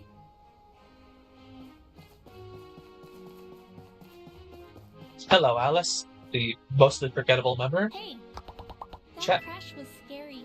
I thought we were under attack by Duvos again. Until Sam told me it was alright. There are people who love her, and I don't, she's not for me. She's just a mostly forgettable character. It's like, oh, right, she exists. Like, I get her mistaken for her and Martha. Like, I mix them together a lot of times. Because, they live right next to each other, they're right near each other, business-wise. And Martha's much more memorable, to be fair.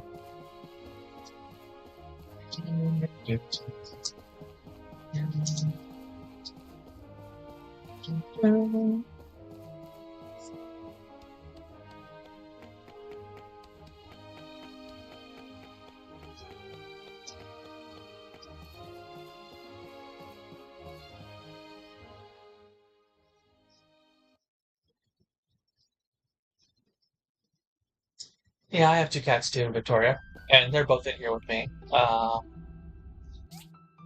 One was just up until about a minute ago, laying on the foot of my bed here. Like I was able to pet him with my feet. He got down. He's going to curl up and pile of dirty laundry over by the dresser, and my other cat is curled up on a laundry basket that's full of like blankets and stuff that's in the closet.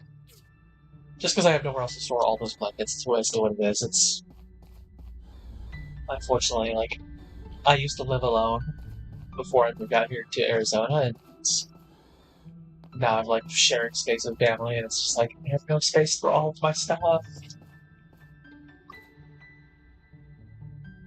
So everything's kind of cramped. And he's taking advantage of it to fill up on, like I said, I've got a laundry basket full of clothes and backpacks and stuff like that. Or not clothes, but like old blankets that I used to use to cover windows and stuff like that.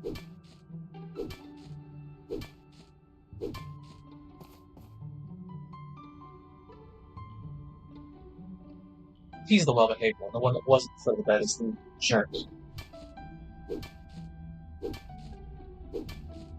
Oh, I'm sure she is. I mean, she has. If you get to know her, she has history and all that. Like, if I remember right, she and her son Jack, I think Jack was her.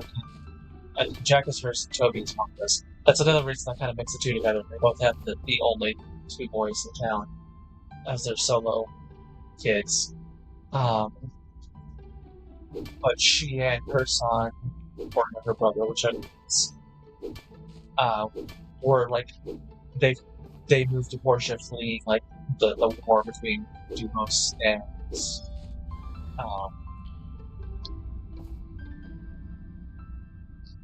the Free Cities. I think Aidit also may have been a fleeing thing, but he's not a refugee quite like her. She is. Like, this is just, he just lost quiet life. Unless he's the Broken Knight.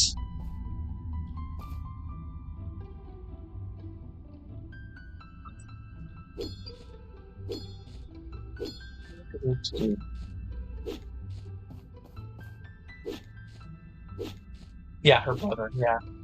Like I said, she and Martha, like, they have so much in common, and they're so close to each other all the time that I just get confused. Like, I remember Martha, she's more memorable. She's got, like, the big old goofy afro hair, and she's involved in more side quests. I think Alice is really only, like,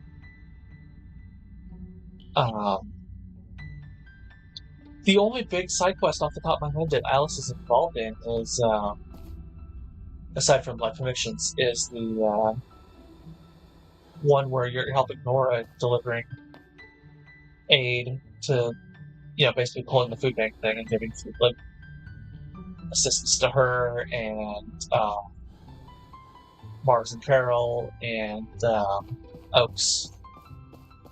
The three different characters that are like getting assistance and aid from the church.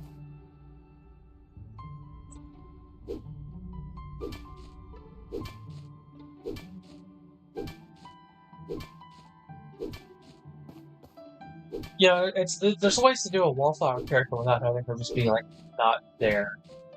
Like Oaks is very similar. He doesn't show up in a lot of quests, but he's more, he's wandering around the town, so you're more likely to see him.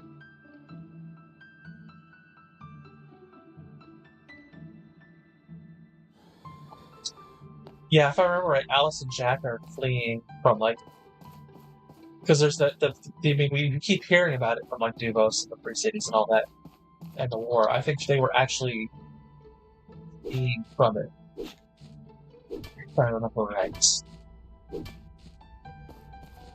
now I gotta check that, because I'm gonna feel like an idiot if I'm wrong on that. But I think it was something that they fleeing. Let's see, Alice. Yeah, from Lucian. Her description is a refugee from Lucian. Alice came to Portia with her brother Jack a few years ago. They were welcomed with open arms by the people of Portia, especially Sam, who took it upon herself to look out for the two. Yeah.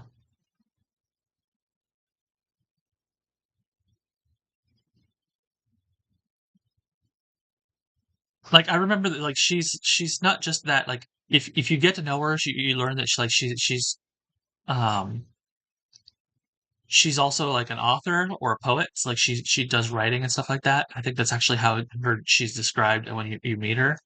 Like she runs the flower shop to make money, but she's trying to be a like an author or a poet or something like that. Like when you first meet her, it describes her that way.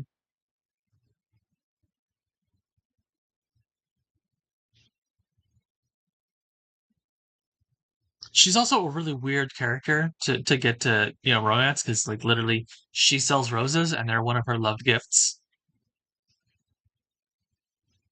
So it's like okay, let me buy your love literally right from you. Yeah, because let's see if where it's from.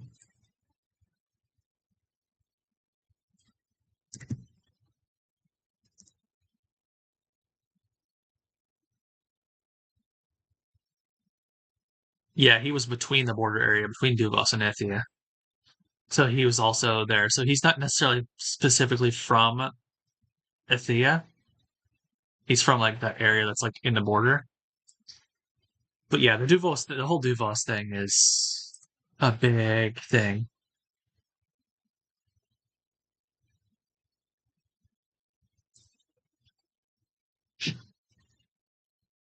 Yeah, and see, you even forgot that she was a refugee. She's just a forgettable character, unfortunately. I mean, the Hulu brothers. The only thing that distinguishes them is the fact that they exist. Like all seven or so of them, there's slight personality differences and all that, but it's just like, yeah, they're pretty interchangeable for the most part. Dawa's got the tree farm, and it's Arwa. It's the newspaper, and Sanwa is the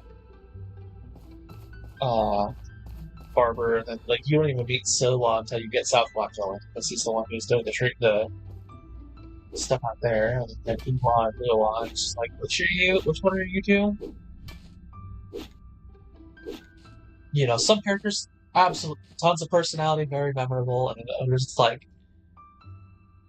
I know you because I know you're part of this big old family here, or you're that person I buy stuff. And every game's got that. Sandrock has it too. He's the guy who runs the general store. I always forget about him until I go buy something from him. Apparently he's a playboy, and he's got some side quests involved in that, but mostly for his sister, who's a very popular thing.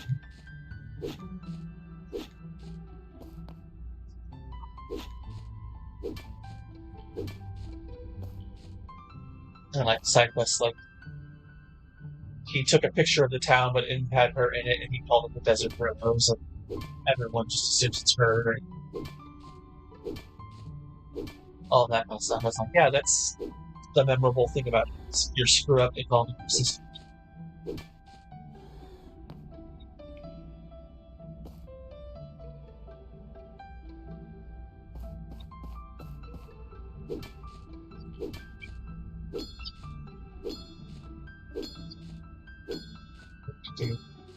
Wow, more ancients that I don't need.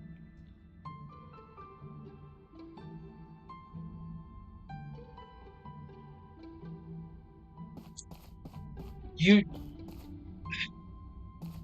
literally chose to date a guy whose name is literally unsure.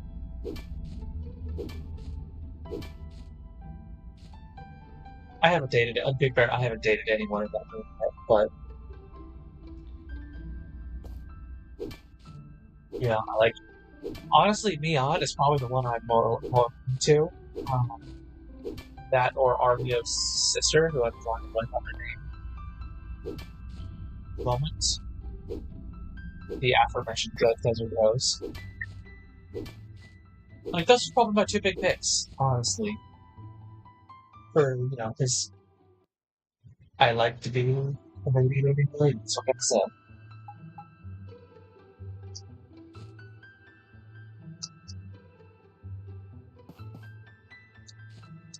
Oh, there's one of you in here.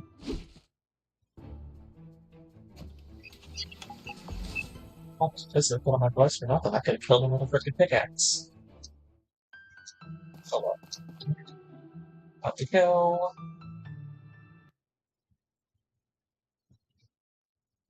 Yeah, unsure. Like as a character, it's just like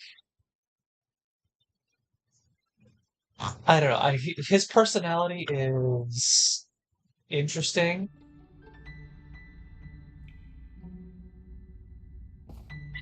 in that he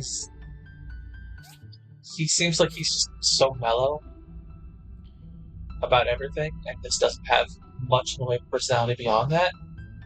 And I'm sure that that's just because I haven't gotten to know him very well. Because he's also like the really bad. The statements that sound like he's trying to make a pun, but he's not trying to be funny about it. He's just like,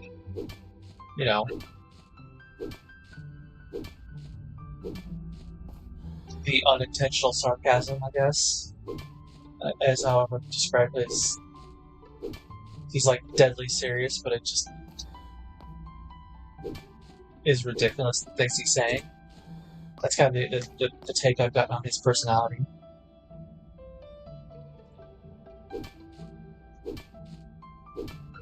I should head off to this pocket there. So what to do after this abandoned room?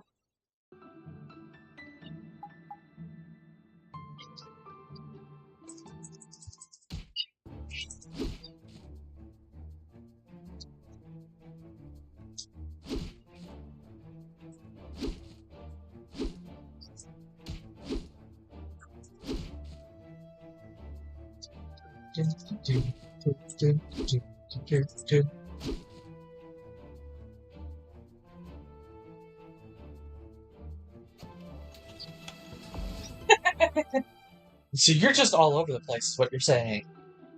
You can't decide on who you want to date in Sandrock. Like, I haven't started with anybody yet, I'm just kind of getting to know them all. But there are definitely people I have my eyes on.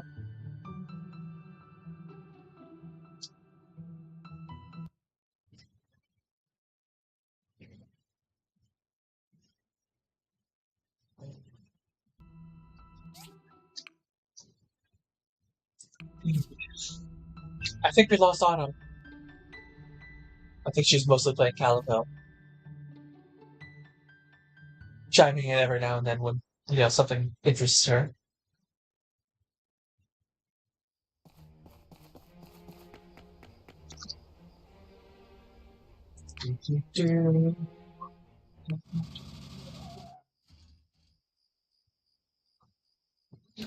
And you married Unsure. You have a thing for the Civil Corps guys, apparently. Arlo in this, Unsure in that one. I'm kind of surprised you didn't go for Justice. He's the more charismatic of the two. Justice reminds me of Arlo in a lot of ways, but not all of the same ways.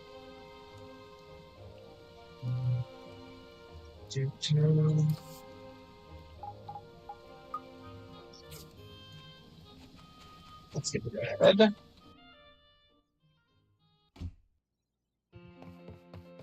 Yeah, I really need to get around to when I have free time, actual free time of 4 or 5 hours to sit around that I'm not doing something for the channel, and get back to playing Sandrock, especially since they just did the Knives Out release update was just done a couple weeks ago, I think it was, which I think was adding a whole other act, if I remember right.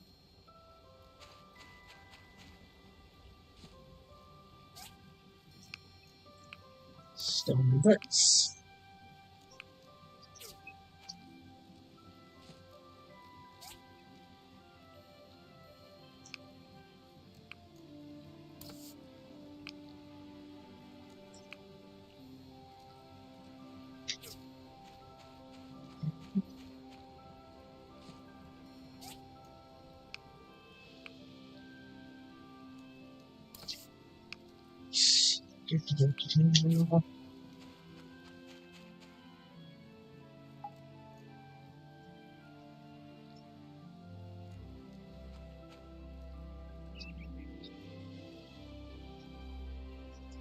One day. Oh, yes, we're gonna get these done just in time, I think.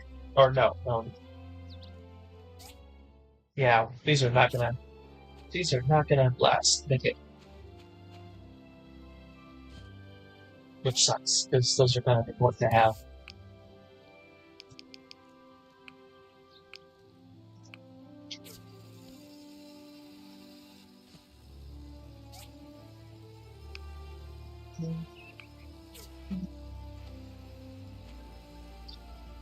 Oh yeah, there's absolutely still more to come. It's still in early access. Like I said, I was just doing a video. I recorded it yesterday for the Thursday video. And it's much shorter. It's only like 15-20 minutes long, talking like how the basic relationship mechanics in Sandrock. And even in that one, I'm like, dude, this game is still in early access. You know, there's things that are going to probably change over time. And so once it's in full release, and I've played more in full release, we'll take another look at it. That's the one downside to trying to do guides on like early access games, is things can change on you.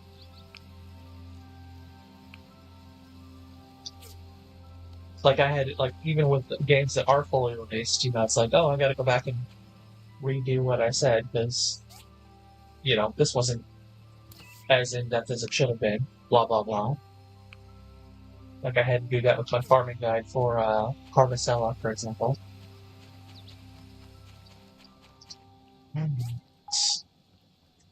Sort of everything.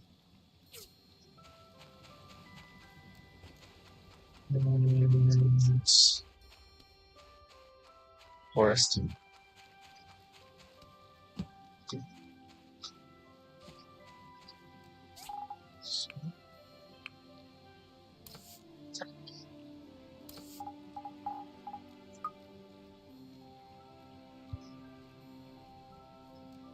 Oh yeah, no, there's absolutely gonna be good stuff, and like I said, I just need to have a day where I'm like free time, 4 or 5 hours of free time, and just let's go play. Maybe I can do it with Sandrock, it's like for the channel, something, I don't know. But well, I want to stick to Portia as well, because one of the things is, especially since we're still a small channel, like we keep on that borderline between like 95 and 100 people, like subscribers. We're kind of hanging around 96, 97 the last few weeks. And it's, people come to the channel for the one thing, and if I drop it off completely before it's done, then it's like, oh, then to move on to something else. And just the people who come for Portia, for example, but don't want to stick around for Rune Factory, it's like, well, come back for these. And the same thing with Harvestella. It's like, I waited until we got late in Harvestella, and then we started shifting to Portia. Okay, let's see. Oh, that was not what I wanted to do.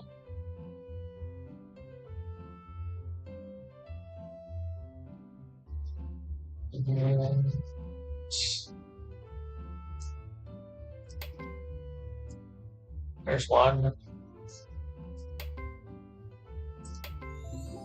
I have no clue what the two that I fixed were, but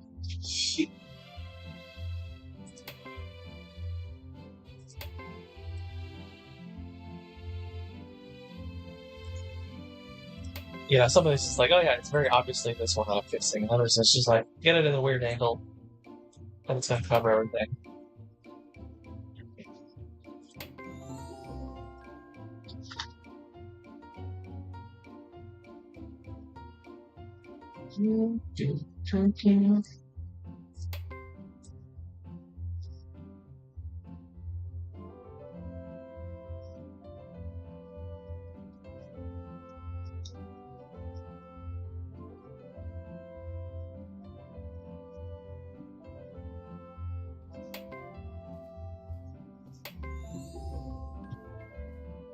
There's your electric bars there for you, Victoria. I fixed it. Have we finally surpassed tickets? We have! Woohoo! Barely, but we have.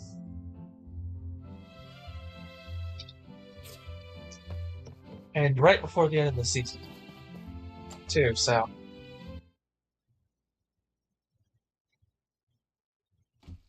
Good times all around. So now let's go use our last day up here in the ruins.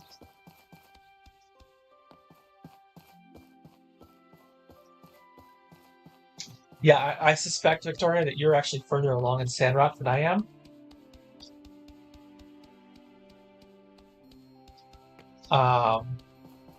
Like, I am...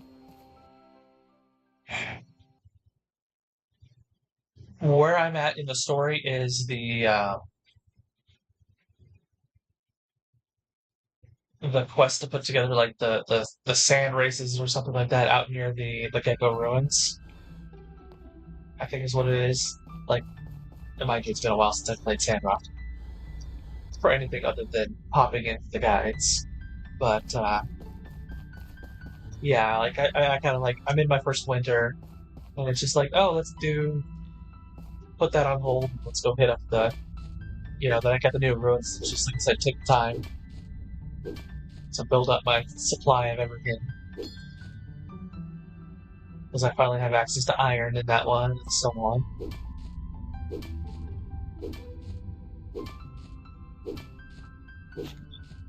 So you're probably further in the story than I am. I know for a fact you guys are further than I am on my Portia playthrough. Except my current Portia playthrough, I'm only at the Rogue Knight up here in Fishing Harbor, and now we're trying to get the nature preserve on the island. Is where I'm at with that.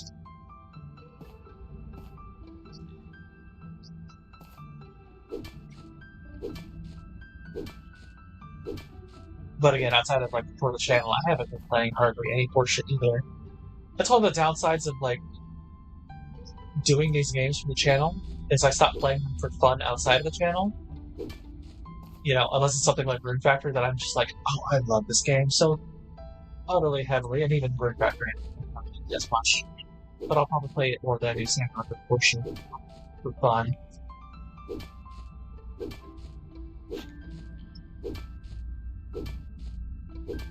Yeah, I haven't, I'd have to take a look and see where I last saved my actual save file. Like, how long it's been. But it's been a few months. I keep saving loading from the same save file. Basically, whenever I'm wanting to do, stuff on the guides for the channel. So, yeah, I'm pretty far back on that one. Like I said, it's one of those downsides is, it's not quite as bad for me as it is for, channels like Switch Up where they can reviews on stuff, and so most of what their game playing is for reviews, and they don't get to play as much for fun. Whereas for me, it's like, I stream this, and I make guides on it, and all that for the channel, so if I'm playing it outside of for the channel, it's very rare. It's usually to advance the story further to get the guide stuff. Once we started getting the stream caught up with Heart of Stella, that's when I started playing it again, or when I got closer on the classes guide, it was like, oh, I gotta start playing just to grind up all the job points for all the different classes in the game to do the guides on them. So it's one of those, occupational hazards that were.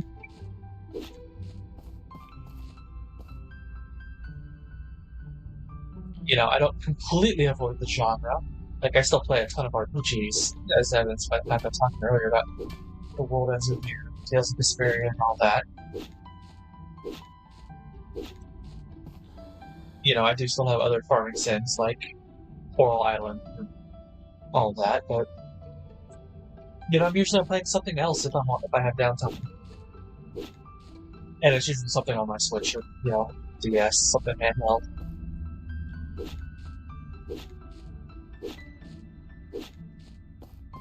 So I absolutely do get back into Sandrock.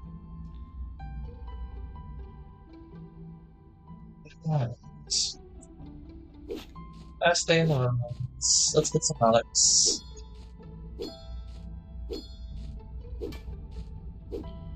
And then I think tomorrow in game we'll go against the story a bit. We'll go get Aka's milk and we'll fix him up and so on.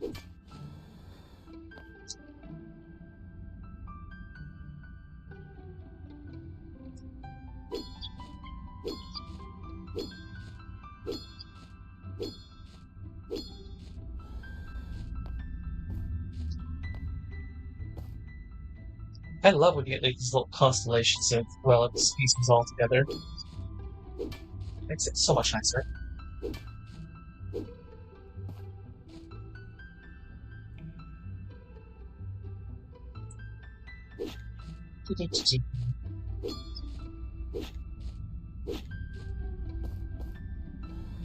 But yeah, I'm well aware that I'm far back on Sandrock, because again, take your time. You know, build up your stuff. It's kind of like how you're like, you get frustrated when you get to the south block of this one, and you're like, oh, I gotta get all the stuff together to build this. I'm just like, nope, I take my time, I build up everything I need, I've unlocked, the story doesn't need to advance. There's time limits, so I want to new ruins, let me get everything I can and build up my supply. Kind of like what we're doing here, where it's just like, nope, build up the supply.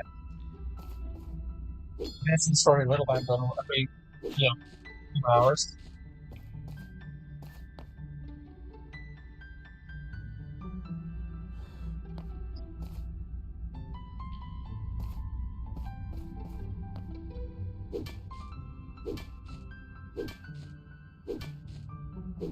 So what are, okay, so you've said you've been playing Roots of Portia.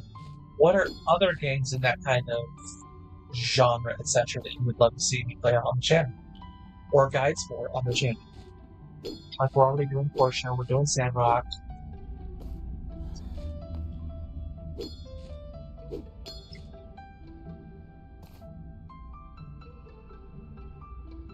Are there other games that you want to see more of?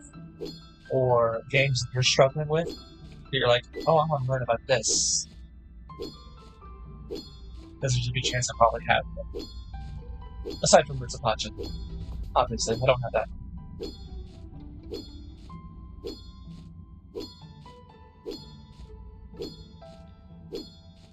Good little iron faucet here.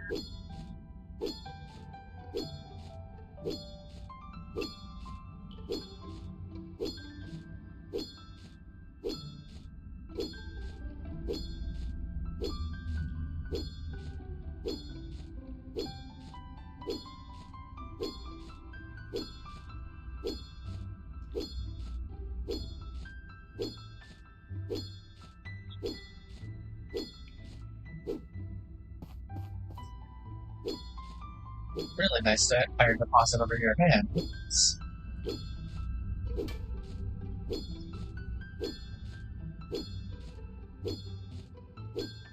I'm not going to have to hit ruins again anytime soon, unless it's for database, which we got enough to get another recipe for at least one.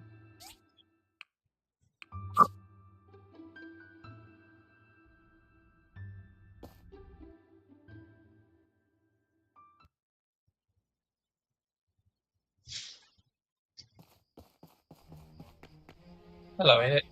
I was on my morning walk when I saw that object crash down. I hope no one was hurt by it. No one that matters. Bye. Alright.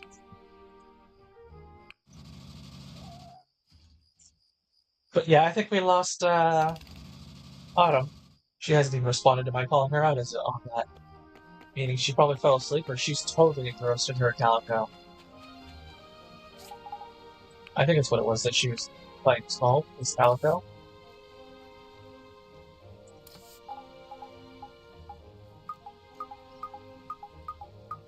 All those relic pieces, look at those. I'm gonna have to eventually start making ones just for the soldiers. Like, that's what I do on my other playthrough, where I'm, like I said, still on the island kind of thing. I have an entire storage system, like metal box, just for the soldiers with pieces, because they're all 5-piece ones. So you just do an entire row to just one soldier. As opposed to something like Thermos, which is all like 2 or 3 pieces.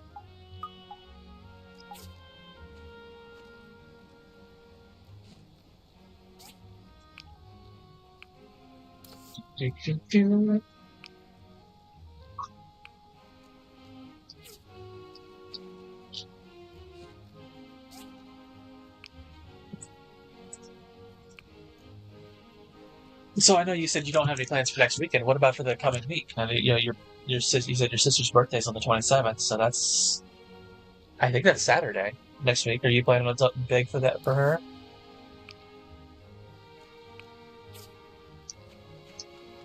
Yeah, that'd be Saturday because today's the 21st.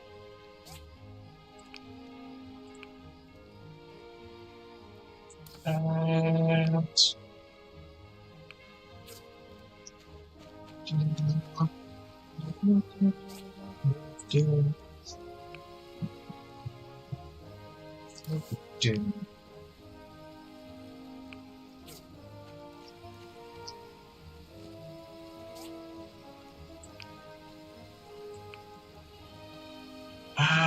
I think we're gonna go to finish out.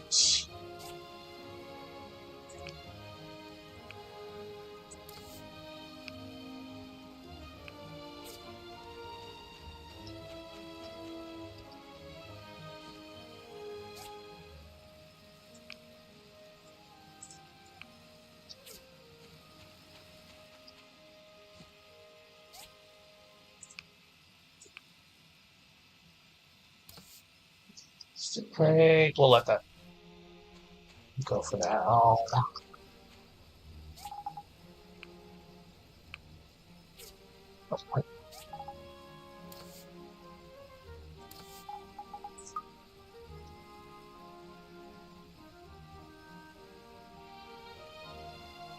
You see, now you need a bigger library. So let me do this. Let's swap over real quick.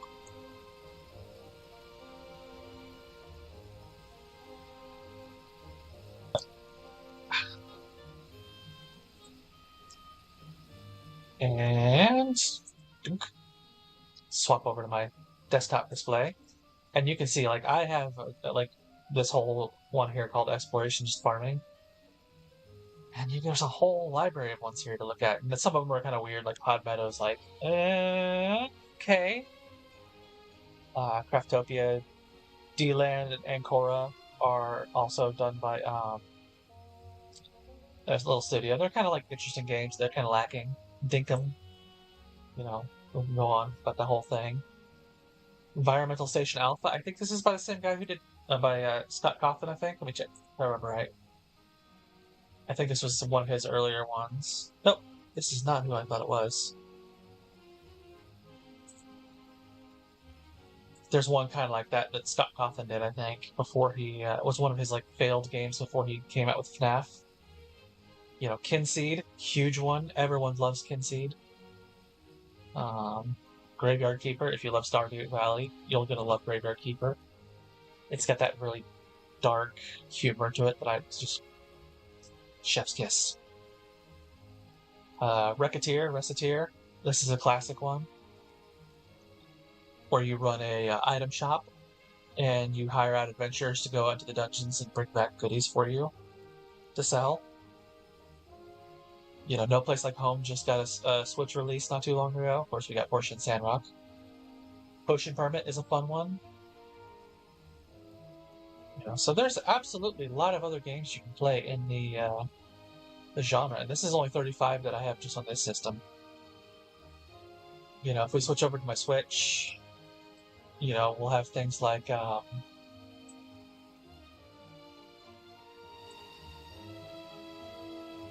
Little Dragon's Cafe and Stranded Sails and so on as well. So for just the exploration and farming and, you know, whatever genre, there's a lot of good games out there. But I mean, at the same time, they're not exactly the hardest games out there either, unless they do have that RPG elements kind of thing, I guess. You know what? I need to make a couple of these, yeah.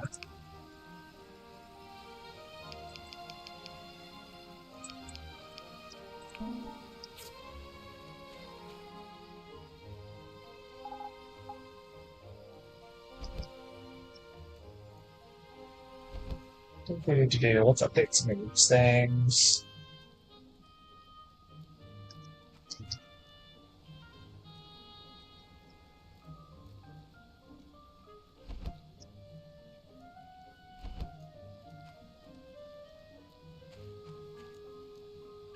That just doesn't need it. Fish doesn't need it just yet. Super Displays doesn't need it. Relics 3 doesn't need it yet.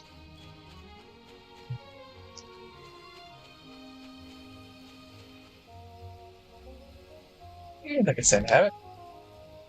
Tech, I absolutely stand have it. Spend this. Food.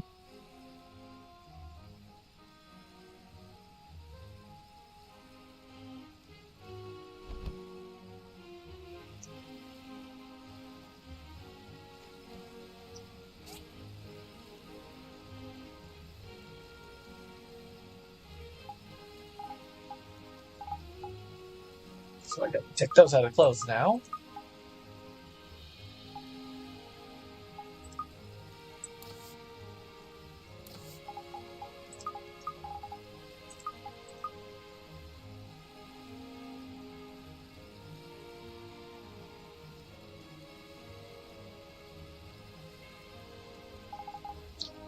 You know, I like Littlewood, but it's definitely going to be a very different feel.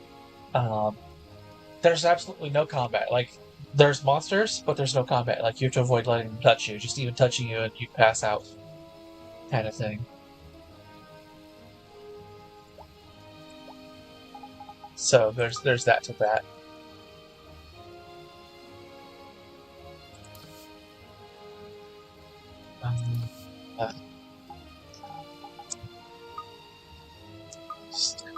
Stand one. We're supposed to toss those in there.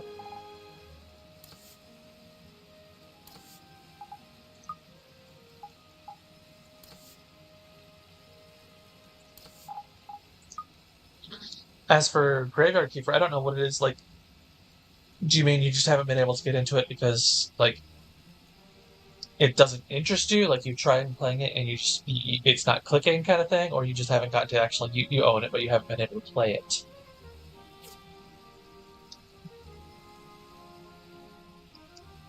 Because there's absolutely games that I like, you play it and then I'm like, I don't know if it clicks with me, you know. I felt that way for the longest time about Harvestella, and I still kind of do. It's like, it's good, but it's not great, and, you know, when you've got, like, a 9-to-5 job and a commute and all that, you're like, yeah, I gotta kind of pick my games a little more cautiously.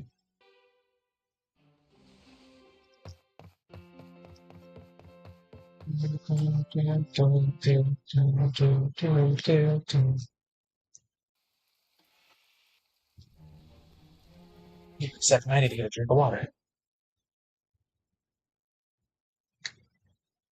We've been going for 2 hours, and my voice is starting to get about. Bleh.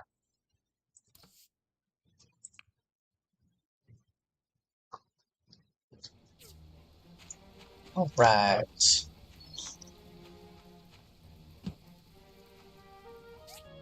Power skill, oil brush, condensed power stones. Yes, we're already ready for those. And tempering liquid.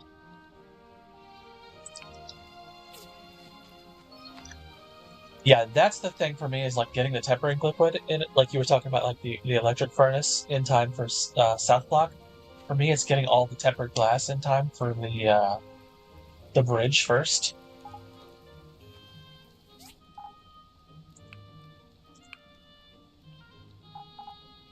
I don't have.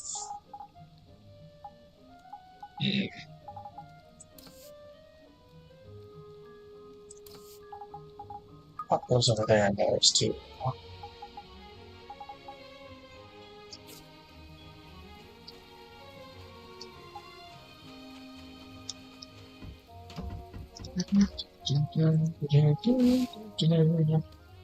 Like, I haven't played Kinseed around to the 3rd generation, and that's... Yeah. Kinseed is absolutely fun.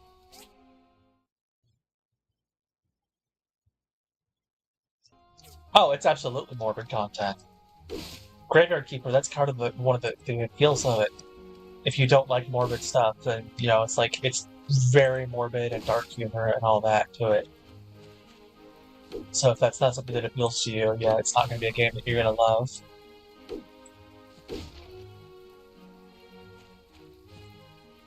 me, I'm absolutely always in that humorous, morbid kind of sense of thing. Like, one of my favorite, musical artists is Voltaire, or Aurelio Voltaire, as he goes by now. This is a guy who literally has a song titled "Zombie Prostitute." I love that dark, morbid kind of thing. And you've probably heard his stuff too. I mean, if you were ever a big fan of like the Grim Adventures of Billy and Mandy, he did 2 songs, one for the show and one for one of the movies. So most people have heard his stuff, and even if they don't realize it.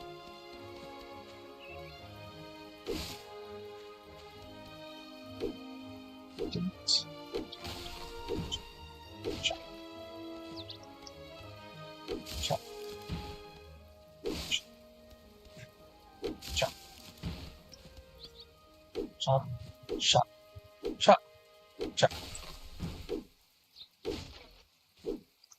Yeah, and I can get that, like you said, if you need to be in the right mood. There's absolutely games that, it's like I gotta be in the right mood for as well. Graveyard Keeper's not one of them. That's just like, I'm always kind of in that bored thing. Oh yeah, so if you remember the episode with the meteorite that comes down from space and is like eats brains, and the whole episode is just a song about like, telling Billy to keep bringing brains. That's Voltaire. It's literally the song. It's just called Brains.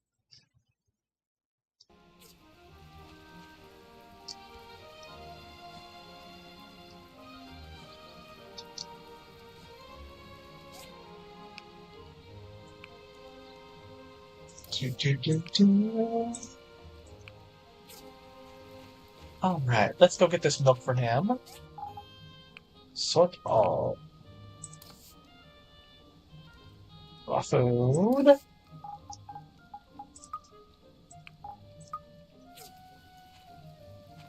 Yeah, that's Voltaire. He's a Cuban-American perky goth musician.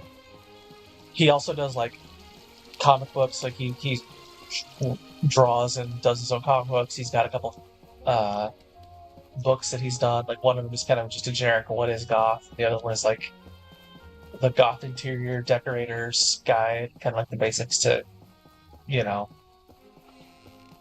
literally it's just got titled "Paint It Black" kind of thing. So he's kind of like a modern Renaissance man, but he's most well known for his music.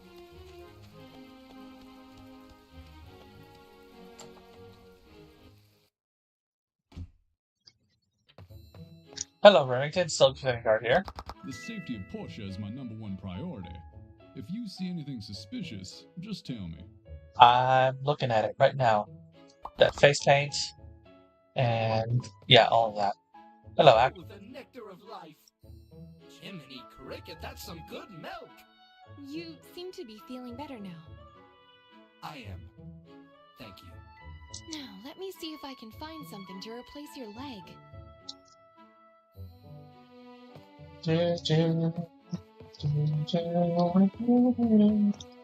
Let's see, where was the first piece? Here, there it is, the broom. Let's give this a try. Yeah.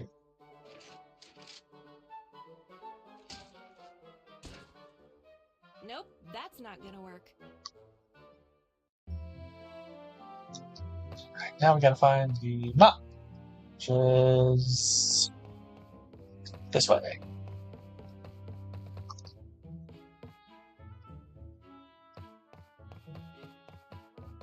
Let's give this a try.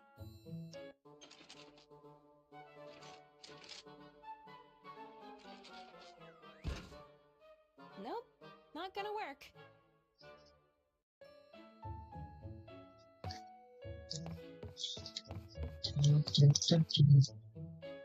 Fletcher, why didn't we think of that the first time? Let's give this a try.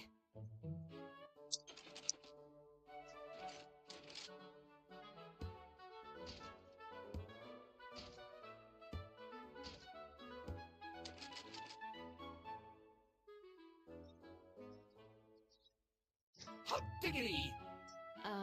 That means? Perfect. Now, bow your head.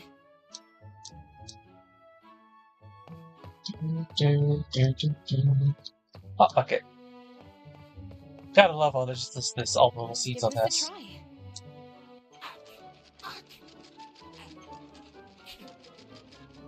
Oh no!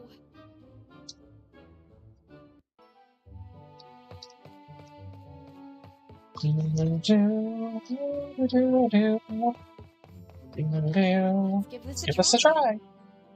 Let's give this a try. Let's give this a try. Let's give this a try. Yikes.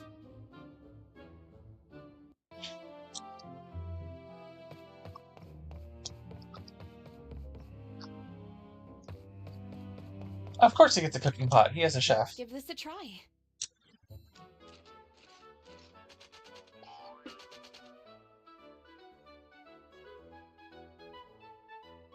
Well, shoot a monkey to the moon. This is great. Yeah, we did that already, probably. Glad you like it. Thanks for all the help. Now I stay and await my fate. Hallelujah, hallelujah. Hello. Oh, and he's already got a freaking quest for me. Hallelujah. Hallelujah. Oh, my dearest Lara. Who's Lara? Who's Lara? Just the love of my life. I have a favor to ask. I've heard from one of the people here that they buried my crewmates in this city's cemetery. Can you place some flowers on their grave for me? Yeah, this is a formatting error that should have been caught in Q&A, but didn't. There should not be this, like, space gap over here kind of thing. Appreciated. You know, the game's not perfect, but it, you know, it has its bugs and minor issues, but it's still a good game for the most part.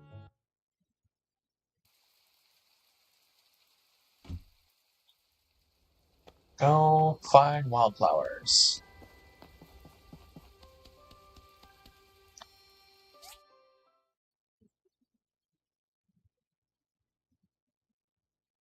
But let's desire something.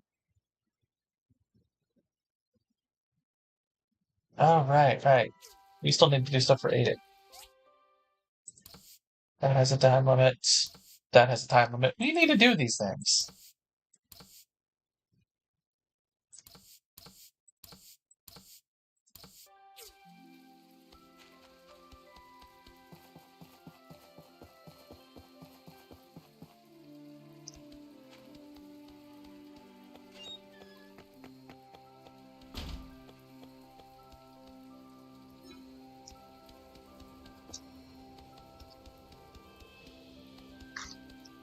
What is the second thing over here for?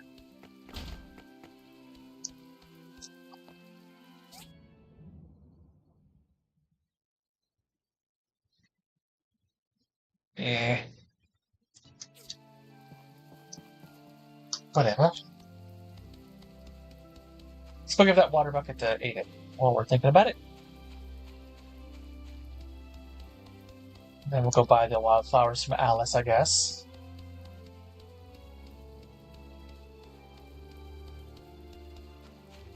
So yeah, I remembered her this time, you know? Progress. We were talking about her. That's why I remembered her.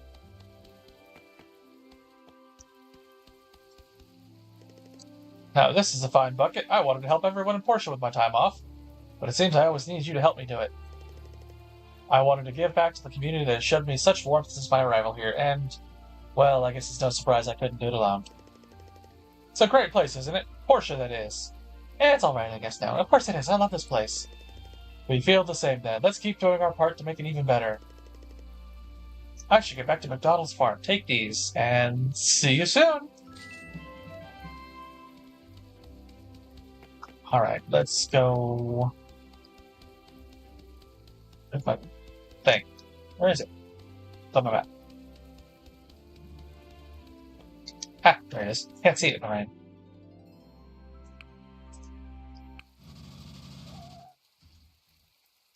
But yeah, Littlewood is a lot of fun. You know, I enjoy it. It's a, maybe I'll do that next weekend. We'll take a look at Littlewood for you. Or if I get a free chance during the week or something like that, Memorial Day, like the Monday off.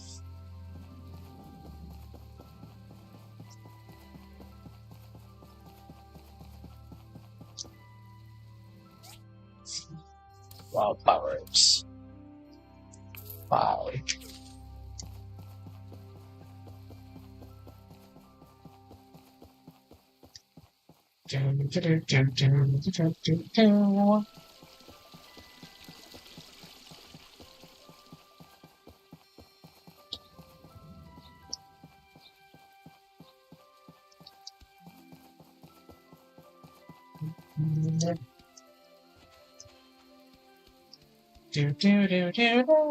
Gotta enjoy the music. Gotta make fun of it at least once.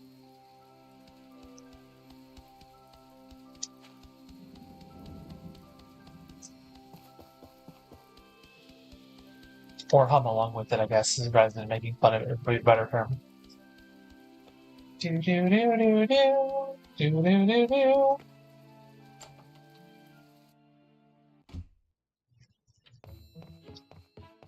Which part would be fun? The looking at Little My One? dear crewmates, you really made that station hum. Thanks for doing this for me. Don't worry, Ak. We all love you. Later, once we can, like, take advantage of you. Hello. One order, spaghetti with hot sauce. There's your man.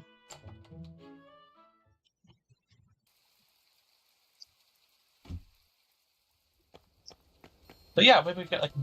I'll have to see if I can figure out a way to do it that it just shows whatever the heck the full screen thing is.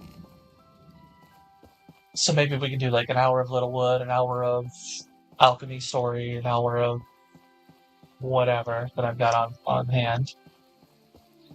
Oh, great. Thank you. Mr. X certainly has an interesting personality, don't you think? Have you decided what will happen to him? Not yet. We're still deliberating on the possibilities. A decision is coming soon. I'll send it through the mail so everyone will hear it. The church and the research center are really going at it. They usually are. What do you think? As my wife used to say, everyone deserves a chance.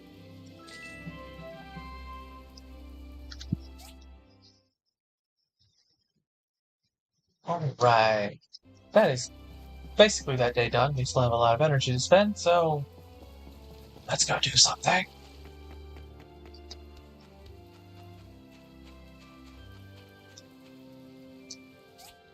You know what?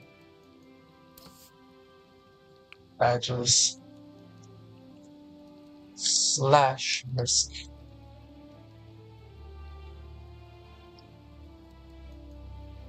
Oh, Arlo. Your man, Arlo. It's like, there's your man. Yeah, as I was going in, he was coming back in. Hopefully it'll stop raining on our next day here.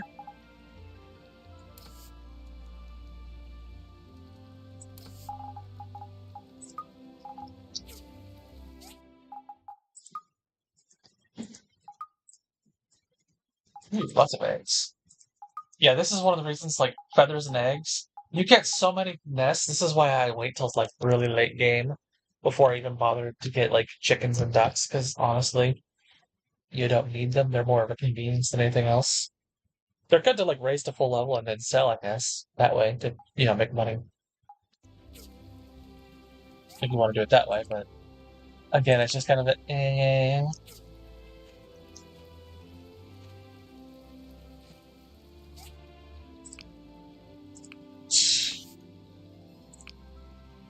I have way too much frickin' stuff.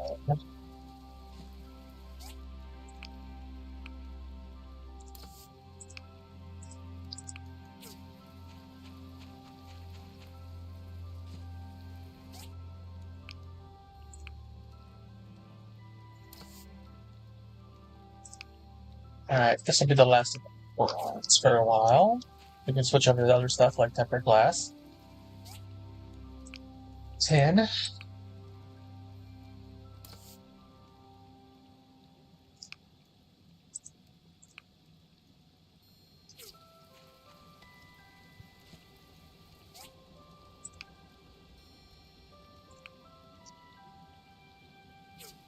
Copper wind down. Same thing there. Do.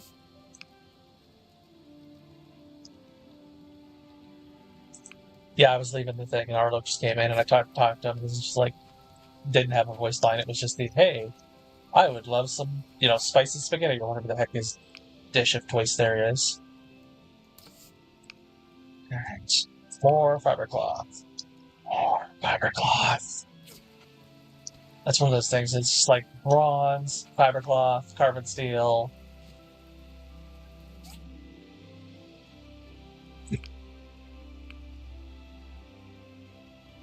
And steel plates, yeah, we won't make more. For now.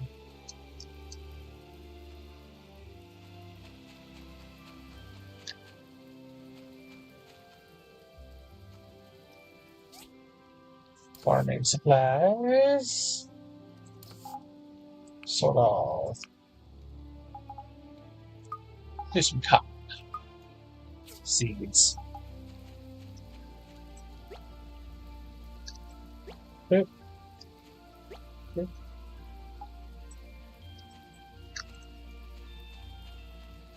Alright, we're basically done with this day, so we'll go inside, get the rain away so you can go back to watching the actual screen.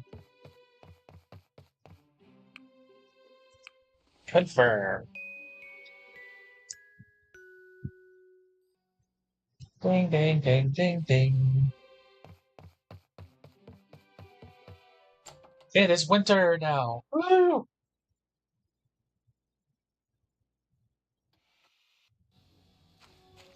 First day of snow everywhere.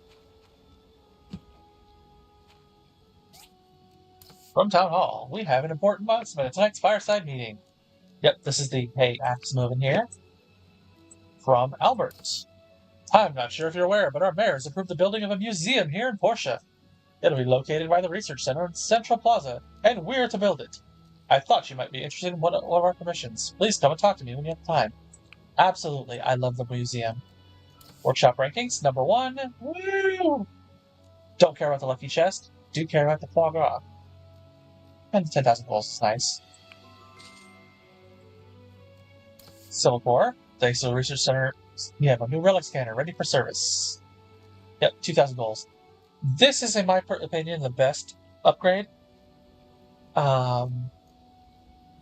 Like, the final upgrade is, like, because of how quickly it switches between the two, and if you get, like, a really big, like, cluster of them all, so it just goes back and forth, back and forth, back and forth between batches of 5. Whereas this one, you can go, I want to target this one, and this one, and this one. Search results. There's your electric furnace.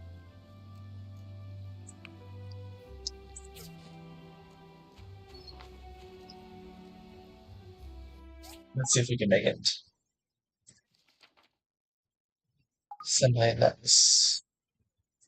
Electric furnace.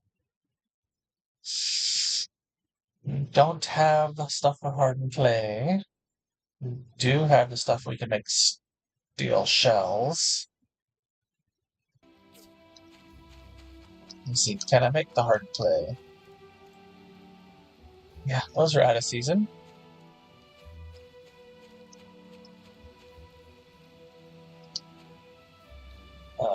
This what is it for?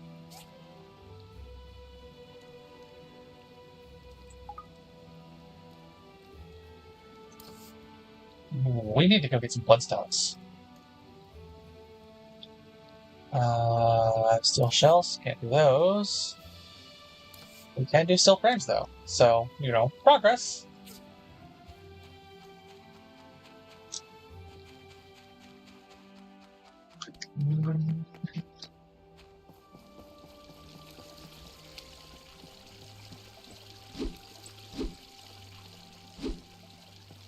Oh, I'm gonna hurt you, Higgins. I'm gonna hurt you. Alright, what do we got here? S rank. 3 wooden pillars. I don't think we can make those yet. I don't think we have the recipe for those yet. Let me see.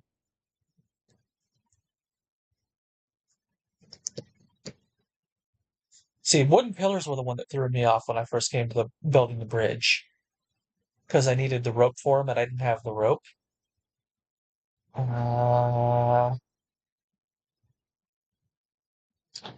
poplar wood, which I think is from the desert.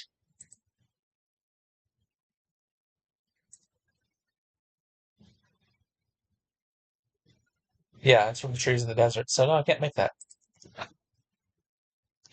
But I remember when those first showed up, I'm like, crap, I can't make these. I don't have enough rope.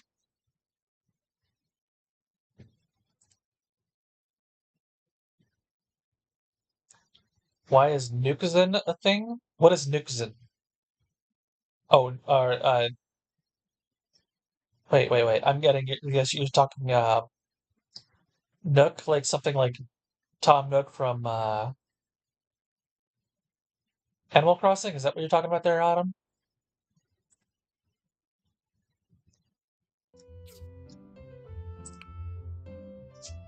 Three waste packs. Sure, we'll do those. Pretty sure I can make those.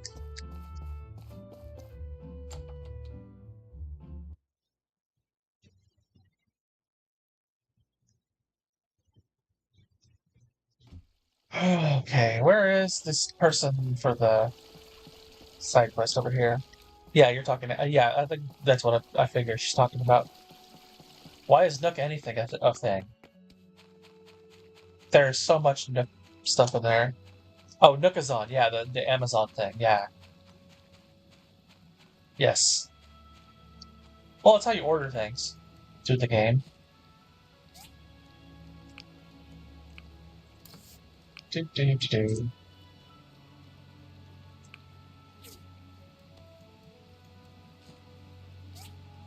Well, yeah, poplar wood. That's the thing is, like, when I get to a new area, I'm like, oh, I gotta craft this. But for me, for making rope, because you need, I think, sisal for it? Or maybe it's cotton. Let me see. Yeah, cotton. I never grew enough cotton. It's like, that was one of the things. It's like, I always never had enough cotton. And then later on, you get the stuff that you need the sisal for, and, like, these ones, they only grow one season. So, frickin' waste of seeds.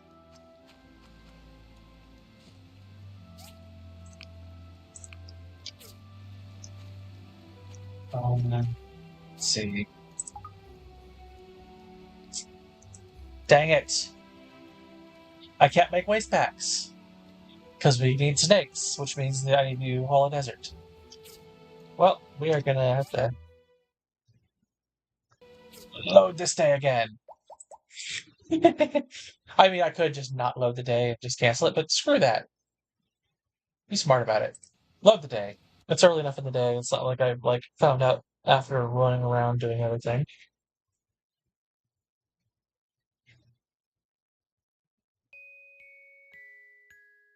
But yeah, that was one of the things like for slowing down for me was the wood pillars was always like, oh geez, I need to make wood pillars.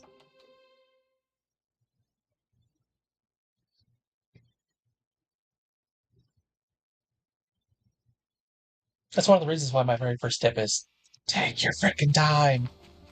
Build up everything. Hoard it all. And now we get to go through all of these all over again. Another sharp, silver core, 2,000 rolls, yep. Workshop rankings. Keep all those. Those. Foie gras with orange. Max hit points. That's like the worst of the batch.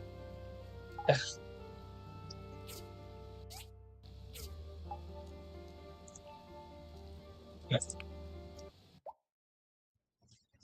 Oh, good. Alright. Open this. Square table. Sort everything. And we'll put that in the furniture for now.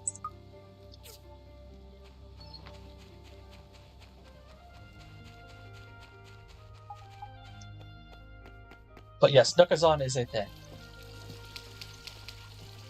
Are you finally playing your Animal Crossing there, or is you just like looking up stuff online there, Autumn?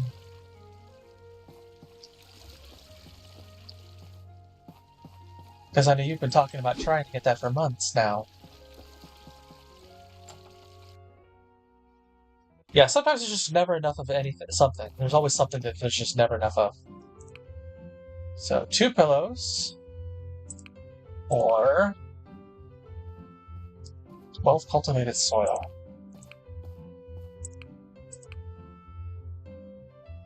Yeah, we'll do the cultivated soil. They're pretty close enough at points, and soil pays about 30 goals more. But yeah, there's always something that's like, the ones I find to be the ones that are really big are fibercloth, bronze, bars for whatever bronze, like, because you always need like a bronze plates or bronze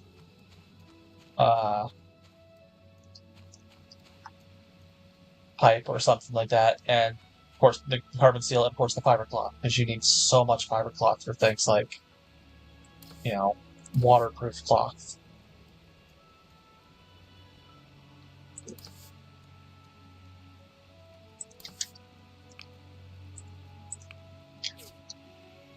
Okay, so cultivated soil.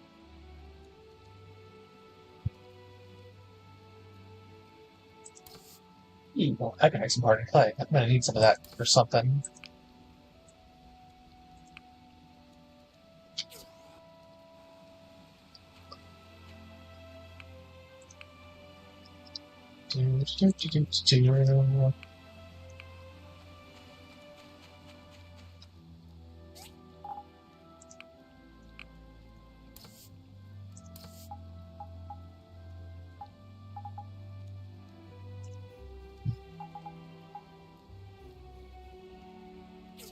Hey, did I just...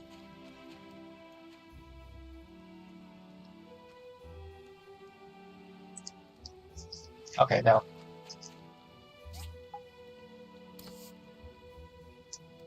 I was like, wait, did I just pull out my cotton seeds and that I planted? I forgot that I had other things to plant them in there. Rainbow flower seeds. On the other hand,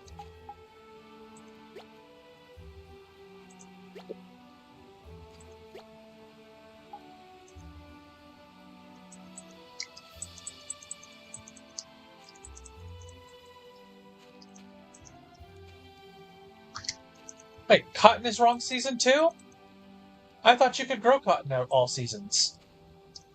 Dang it. Yeah, this is also part of why I have stuff. It's like I forget what stuff grows in what seasons.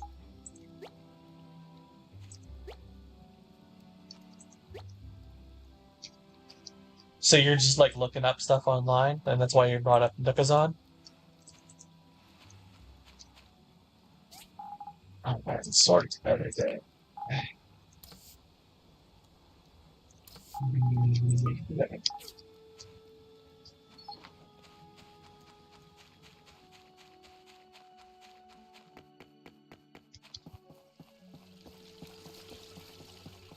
Let's come up here to do this, so we can collect a little scene talking about upgrading our thing.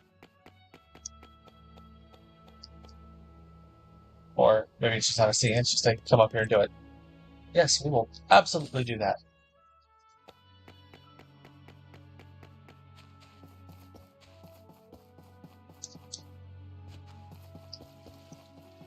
What's up, Presley?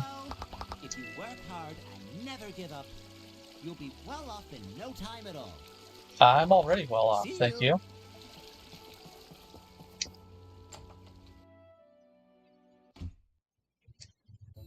Alright, Albert, what's up? Nice to see you. Let's talk. For the museum, we need a mechanical crane to lift things. We haven't had the need for one in Portia before, but I'm pretty sure we'll need one if we're to implement Gust's design for the museum. I'm thinking of giving this job to you. Do you think you're up for it? Sure, but will the other builders complain? Alright. And don't worry about the rest. I've got some material commissions waiting for them. It's only Higgins that complains all the time anyway. I don't have a diagram for this crane, so you'll need to talk to someone at the research center about it. Sorry.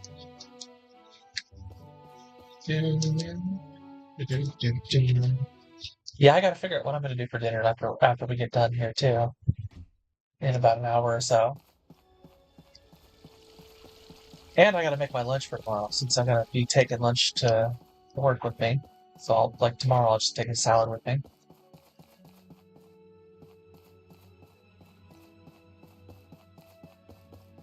And then Tuesday I'll probably do like a homemade stir fry, and Wednesday I'll do, I don't know, something like a sandwich or something. You know, that kind of stuff. Just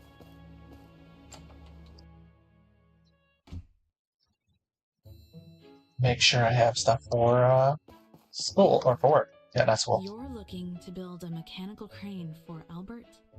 Sure, I can get a diagram ready for that. I'll need 6 data disks to speed up the research. I've seen some in Atara and Vega 5, so I have a general idea on what to expect. It will be very similar to the Bassanio lift. And I love it's just like she knows, like, any data disks will give me the information I need. Great work. That will really help with my research. I'll have something for you soon. Hi. Hi. Despite the rarity of a living AI, there's not too much information we can glean from them. They were very specialized in what they do, and we don't know how their microchipsets work. Hi, did you discover something new? Yes, That should be enough data data disks. disks. Still, the data And speed it up. collection on these...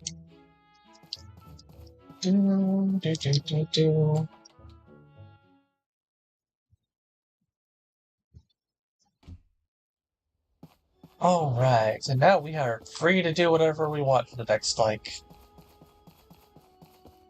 7-8 hours in-game. So we're waiting on the cultivated soil, we're waiting on the diagram.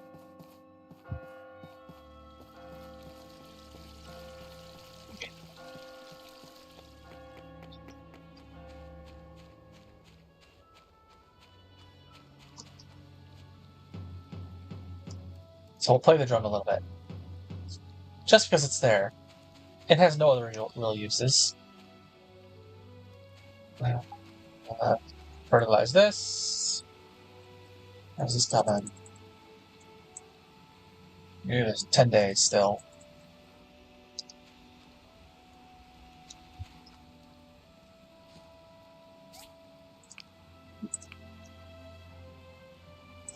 Charcoal. Yep, got plenty of charcoal.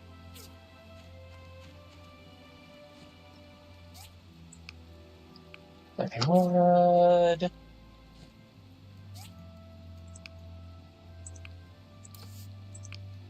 Yeah, I find like carbon steel bars, like I said, carbon steel, bronze. I mean, there's always that one thing that you just never have enough of. And you're like, crap, I need a ton of that suddenly.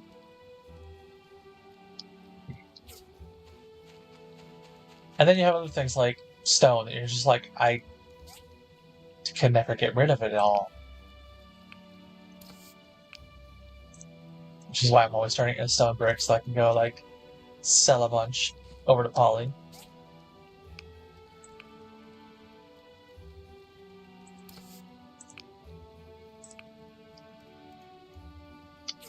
I'll let that one burn down.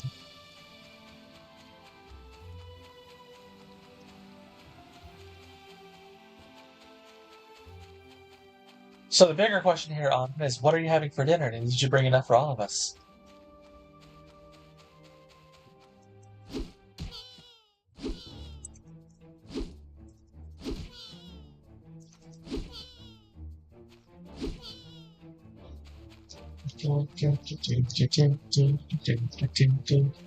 Ah, flaming.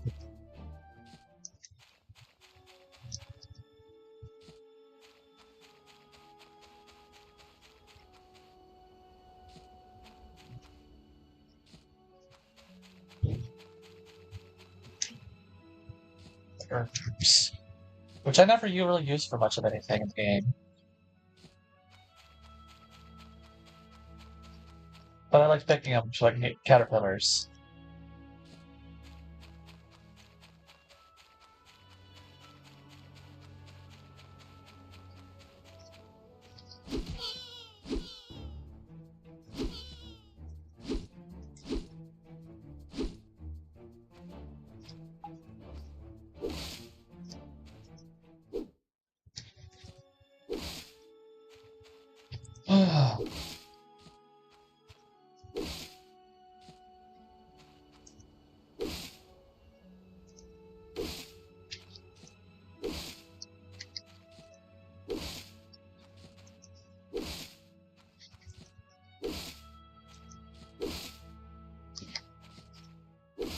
There we go. Now we can actually see you guys.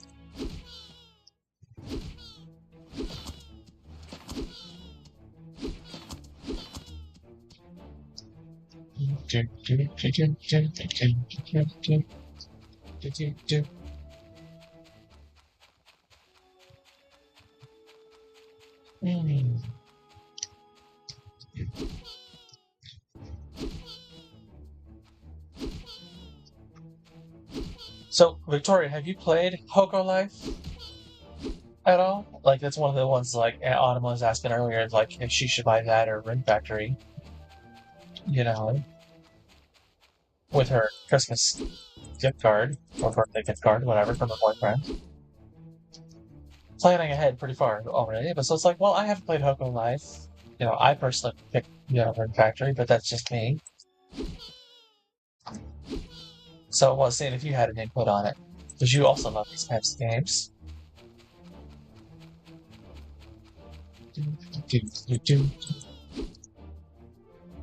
Getting all that worn first so I can make more pipe cloth. Yeah, absolutely the cows and the sheep are much higher priority to chickens and the ducks. For just that reason, getting the worm fur. Yeah, I haven't played it either, so like I can't really give a input on that for you, I'm sorry. And apparently neither is Victoria. Maybe Maggie has. Maybe when we catch her next time. Ask her.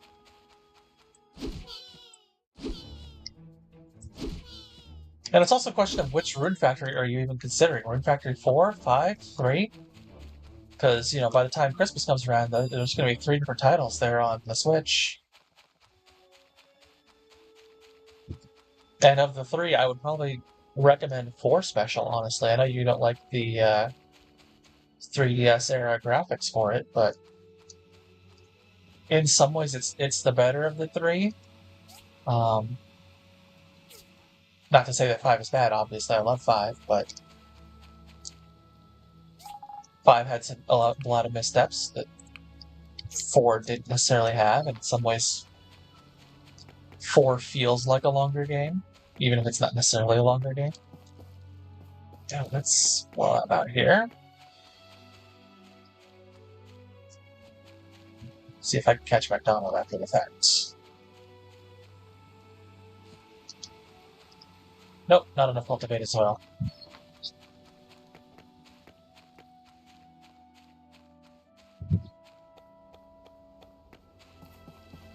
I guess we'll just have to do it after the... Oh, he's not even here, never mind. So that's Ack. I still think he's an alien. you always think that, Polly. I don't like this one bit. You don't like anything.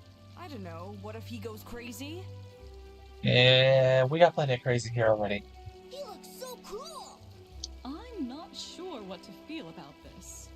I'm going to trust Gale on this. Welcome, everyone. So glad there are more folks joining us today than usual. Since you're all here for a singular reason, without further ado, let me introduce our newest citizen, Mr. Ack. Care for a self-introduction, Mr. Ack? Hello, I like to cook. Thank you. Okay. Like I stated in the letter, I hope everyone can welcome Mr. Ack with open arms. Some of you might be apprehensive about having a living relic roaming in our city. I just hope you all give him a chance. Mr. Ack has stated that he wants to work here as a chef. Using a grill sitting in front of Town Hall. Now, Mr. Lee has something more to add. It's actually Minister Lee, not Mr. Gale. The mayor and I had a long talk over the fate of this AI relic. I shared with him all of our concerns in allowing such a dangerous relic to live in our city. But the mayor was adamant that Portia and the Alliance of Free Cities were all founded by outcasts, castaways, and refugees. We cannot, in our good conscience, turn away Mr. Ack. However, we did come to an agreement that Mr. Ack will live with the Civil Corps for the foreseeable future, for his own protection and ours. In time, I am hopeful that Mr. Ack will be fully incorporated into our society. Thank you, Minister.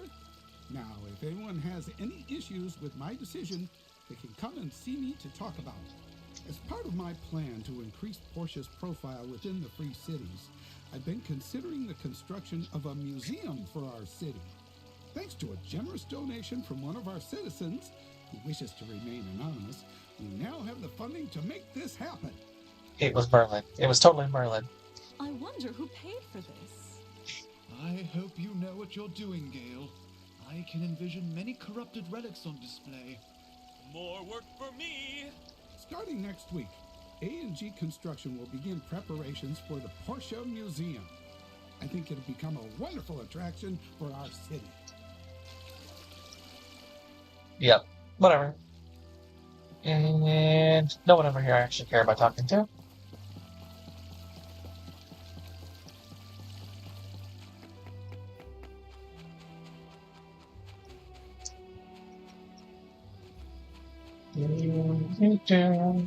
Wow, that went long.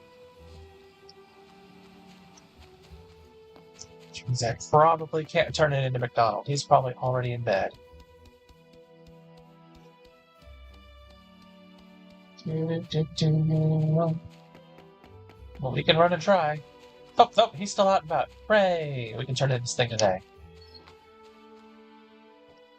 Hey, you. Stop walking. Builder, business is booming. Ever since old 88 started helping out around here, we're getting lots of things done. At first, I thought he was a bit of a small fry. Turns out he's quite the whopper.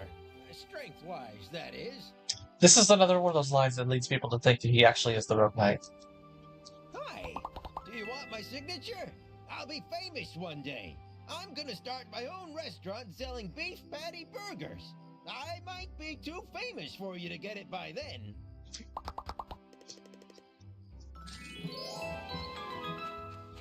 Ooh, he became an associate, which led to Sophie become... I love when you get those little chains like that. He leveled up, and Sophie leveled up.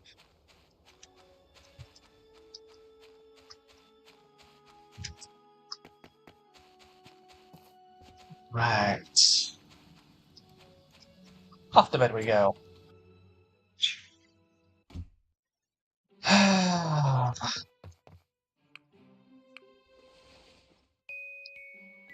Do. Wake the heck up! There's actually a mod that removes that, so you just automatically wake up. You know, I mean, you eventually do if you just sit there and let it sit, but, you know, like, no. Take that out of there. Just don't take the button press out. Just get the heck out of bed. Because there's mods for everything. Research Center. Data disk. We'll have stuff for you by tomorrow. There's the crane stuff. High building. Town hall. Yeah, it's absolutely a great part of the relationship system. I love that you can do that. And I love that in Sandrock that it actually shows you the social networks. So you can be like, oh, yeah, Heidi. I really want to hit up Heidi because she's got this huge network. As opposed to, you know, just frickin', you know, Yan, who doesn't really have a very big one. Dear citizens of Portia, as you may all have heard by now, an ancient relic AI named Mr. Ack crash landed in the collapsed wasteland not long ago. After much contemplation, I have decided to allow Mr. Ack to stay in our city, after he explained his future intentions. Before I go further, I would like to emphasize that I bear all responsibility if anything goes wrong. After several interviews with Mr. Ack, I have nothing bad to say about him. I believe he will be an outstanding citizen of our city if we give him a chance. Our city was built on the belief that we will welcome the sick and protect the weak. Mayor Gale. You know, I gotta love the irony of this. You know, this is a game made by Chinese developers with a better representation of the American dream than many Americans here in America today understand. You know, the bring me to you're sick, you're weary, you're sick, you're tired, you're huddling poor, etc., etc. And you have all these others who are like, gotta keep out all them other people. I just love the irony of that.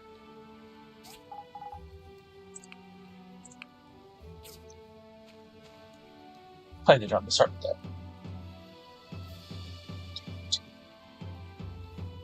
These things have no use whatsoever other than just playing them, I don't think. But they're still just fun to have and sit out there and play every now and then. Oh, there's a story quest over there. I'll have to check that out after I beat the heck out of Higgins. You're not reacting this time.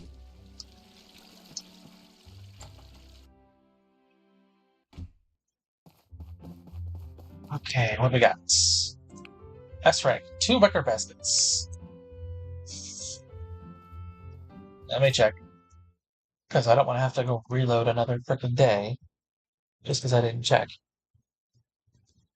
I think I can make that, but that might be one that we don't get until we get that, the side quest for it.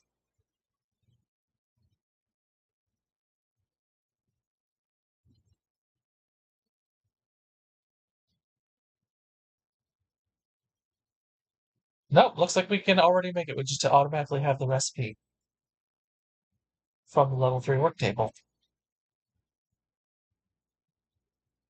Excellent.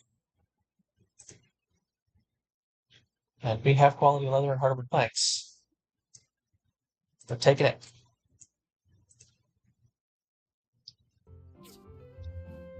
Take the S rank. There's nothing here for Phyllis anyways.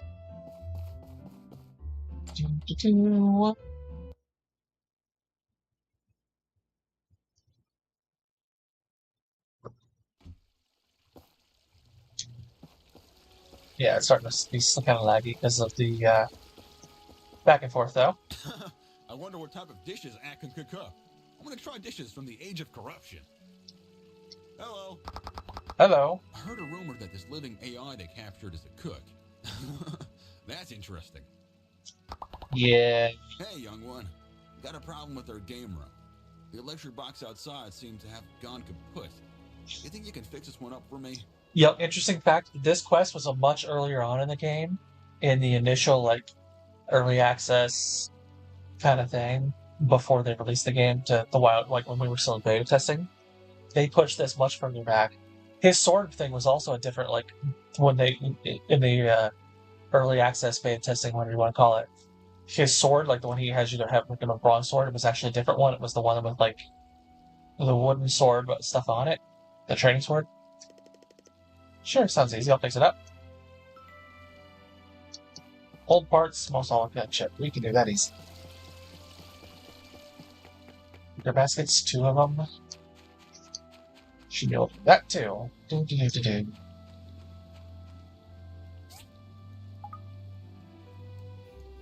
And it's exactly how many I can make. Oh, I'm glad with that.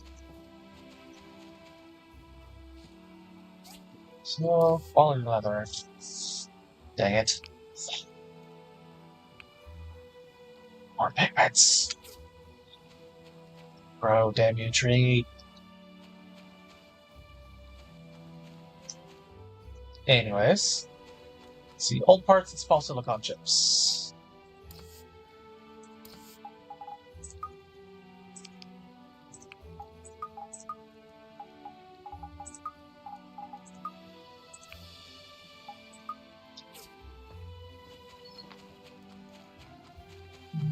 Do.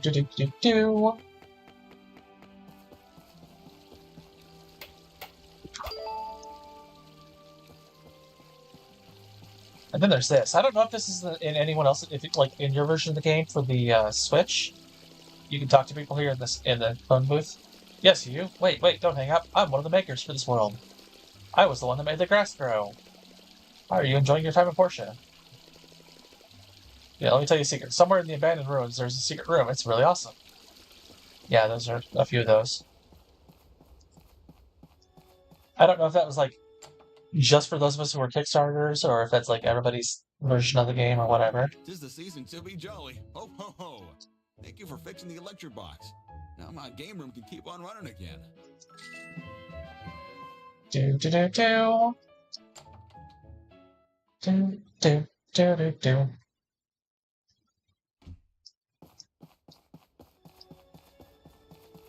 But yeah, when talking about the relationship system, it's one of the things I love, like when you level up one of the Hulu brothers, and you just get them like, you know, one after the other, after the other, after the other. Oh, talking on the phone, does it even sparkle on the Switch? I sure hope the mayor knows what he's doing. I don't have anything against the robot, but I'd feel better if he wasn't in the city. Hey, Yeah, hi, Carol. what exactly is a living AI? I've never seen one. Are they like the robots in the ruins?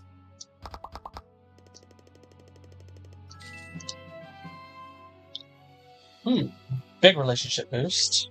Very nice.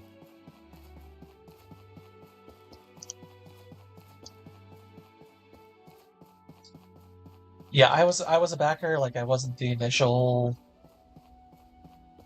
batch, but like there were people already still playing it. I was like one of the follow-up backers. Like, they still had like a second stream extended one. Because like I remember Dangerously Funny was showing it off on his channel, because I was a big fan of his channel back in the day for Stardew Valley, and he was demonstrating this. And it was like, oh, you can still get out of this. It's like the beta. You just gotta like Kickstarter it, and I'm like, dude, I'm in. This game looks awesome, and I've been in love with the game since. So, sure, crane. We do need to build this one in a time limit. Well, we need to make the crane.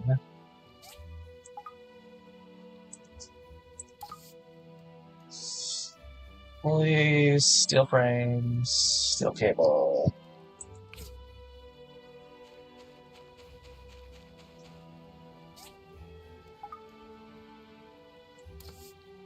Hoister, we just need one.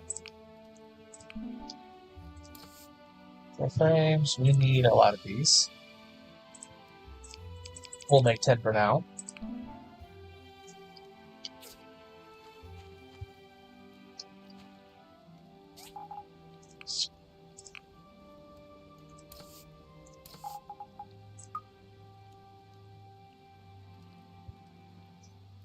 Oh, so on the Switch it sparkles but doesn't say anything? Okay, that's interesting. Okay. I lost track of what I needed. Steel cable. Need steel cable for stuff. I have steel cable.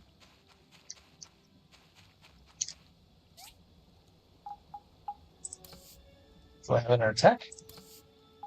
Yep. That's the one that goes for it.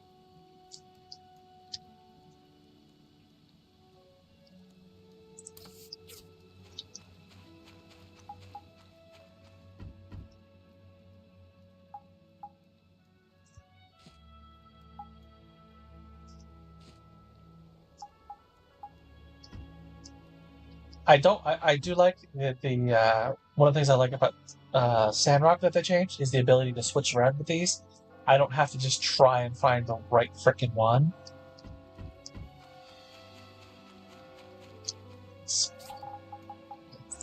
Put those in there. Ironwood planks, we need 4 of those. We also need 4 pulleys.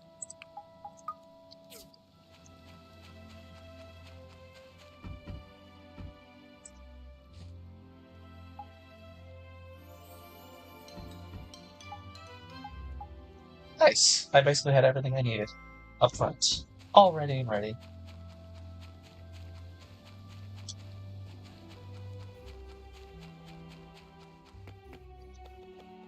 Coming for you, Albert. Ooh, hey, Phyllis. Hi. Hi. How does someone's mental health affect one's physical being? I'm sorry. I was miles away. We should set up a play date with her sometime.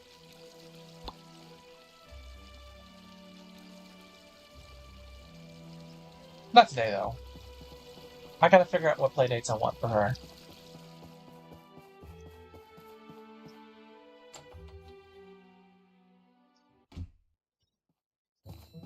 Hello, Albert.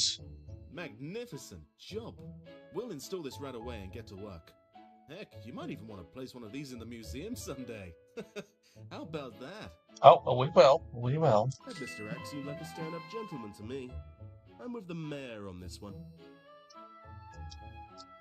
Everyone's talking about there being a living AI in that crashed space station. Have you seen it yet? Yes, I helped to fix him. Nothing in this city happens without me knowing about it. you know, other people aren't doing shit. You know what it is. Well, I mean, Higgins does if you slack on stuff, but he's about the only exception. Speaking of, the new museum. Nope, not up there yet.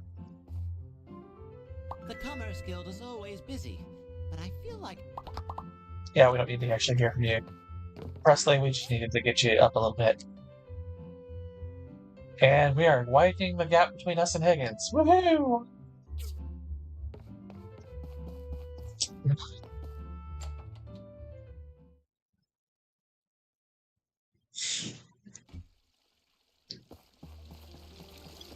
And there's Nora. Nora's a fun character too. She's I think the mayor is right to give Ack a chance. You look sad, even though I know living AIs don't have emotions. She is like, I love that the Sandrock Church is more like her than like Lee. Hello. She's much more open to stuff. Told me that the Civil Corps captured a living AI. I have seen some in Atara, but never up close. Bye. Yeah, they didn't capture anything. He just kind of fell out into their laps.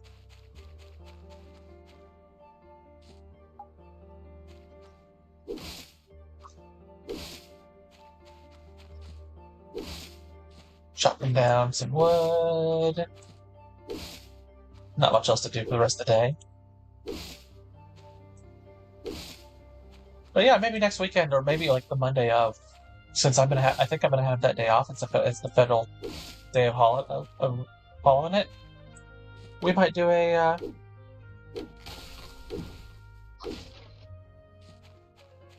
whole episode, like just like do a stream looking at like a bunch of similar games, like do an hour of Kinseed, an hour of Littlewood, and so on. Just jump between stuff like that.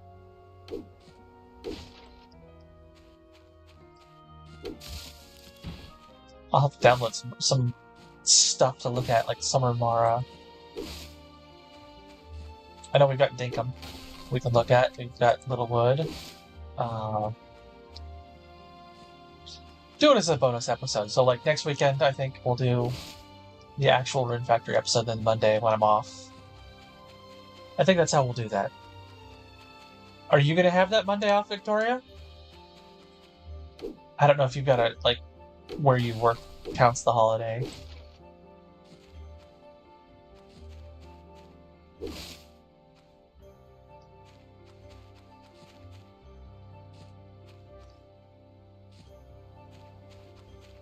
I also don't realize, like, I think you're East Coast if I remember right, so, like, it's like 8 o'clock for you right now, so it is the evening for you, whereas, like, it'd be afternoon for me. Like, it's only, like, start of my evening here.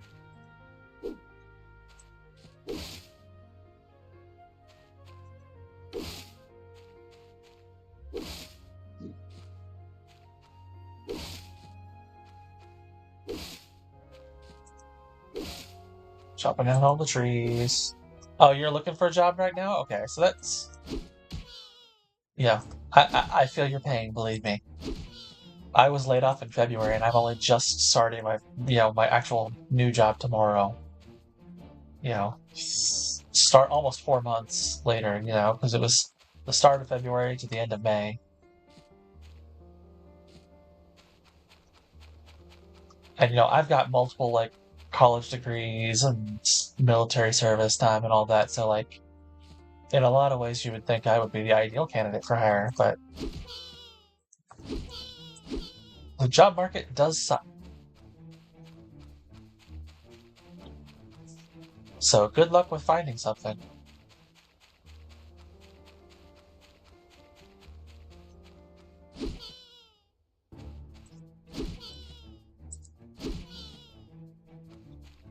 Worn fur, worn fur, worn fur.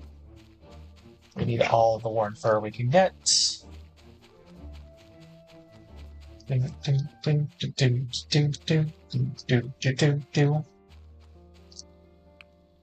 That's gonna cost 100,000 golds. And we have 45,000.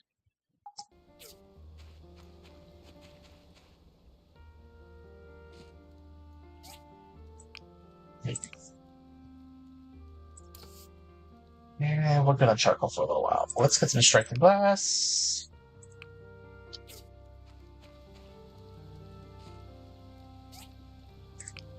Cool. It's a 10 alloy.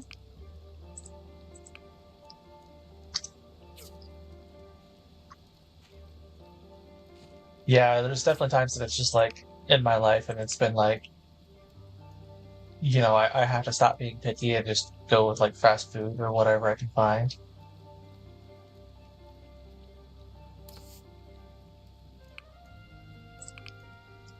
Oh wait, no, that was the wrong one. This one does need to be carbon steel. That's the one that does need to be carbon steel. Oops.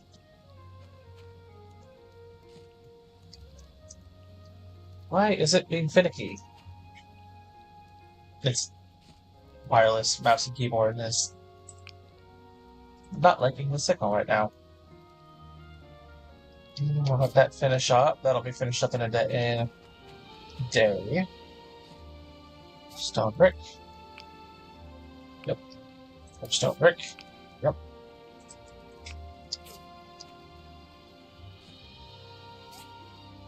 Cool. We're letting that one die off.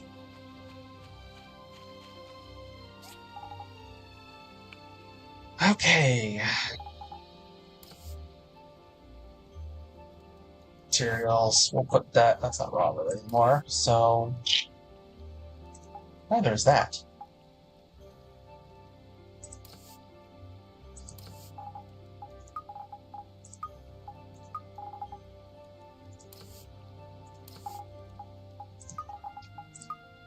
See, health, stamina. That's one you equip, I think. Stamina. Defense. Ooh, we will need to put that in the house. Accessories. Dunk.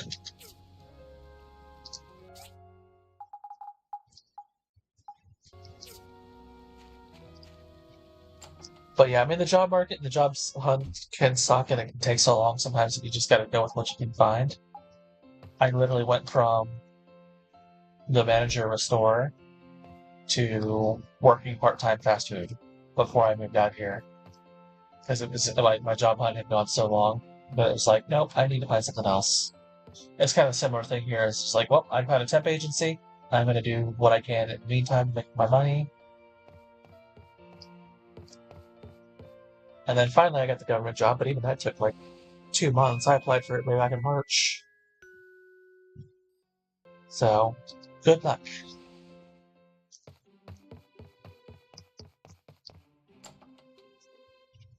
Too bad about that. That'll help.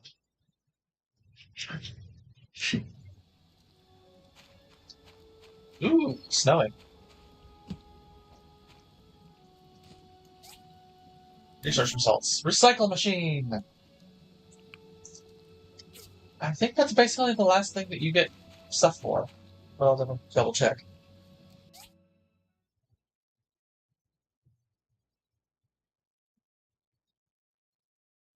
Isn't that an MMO? I didn't think MMOs really had a theme song that plays when you open them up. Like, is it like an opening video sequence? Like when you play, for example, Tales of Vesperia opens up with like an animated video to the song Ring a Bell? Or is it just kind of like when you load up Portia and all that, and there's just the background music playing as you get to the menu that you're talking about, like the theme song for Eden Eternal? Oh wow, that's going fast. Nice.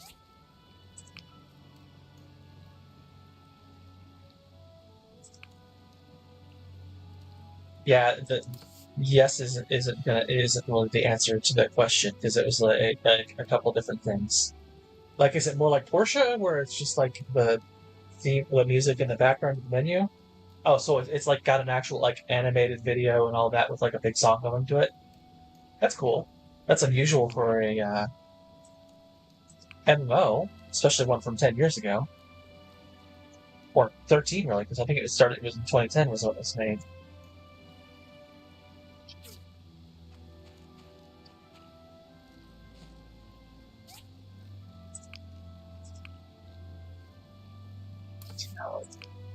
This.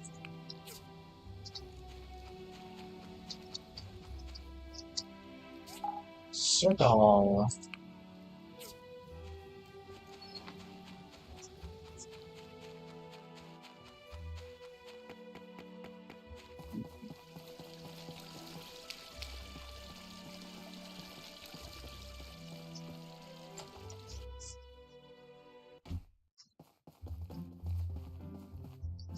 Oh, they're doing the caramel dancing thing?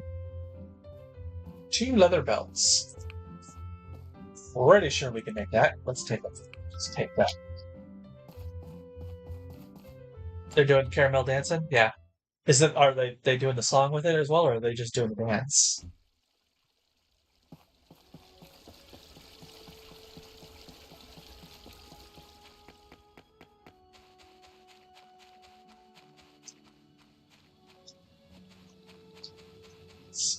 Leather belts. I can't do that. Dang it.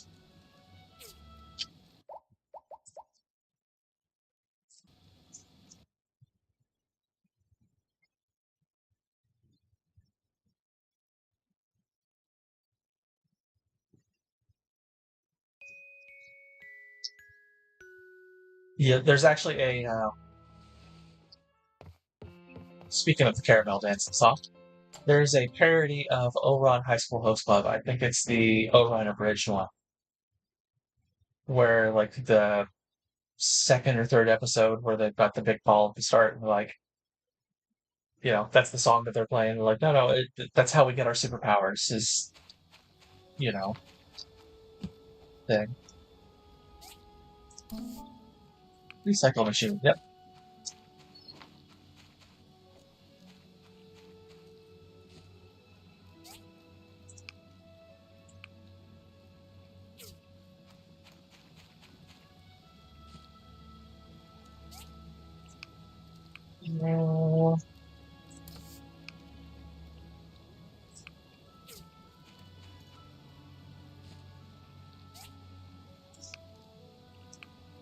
Hello, Bagheera.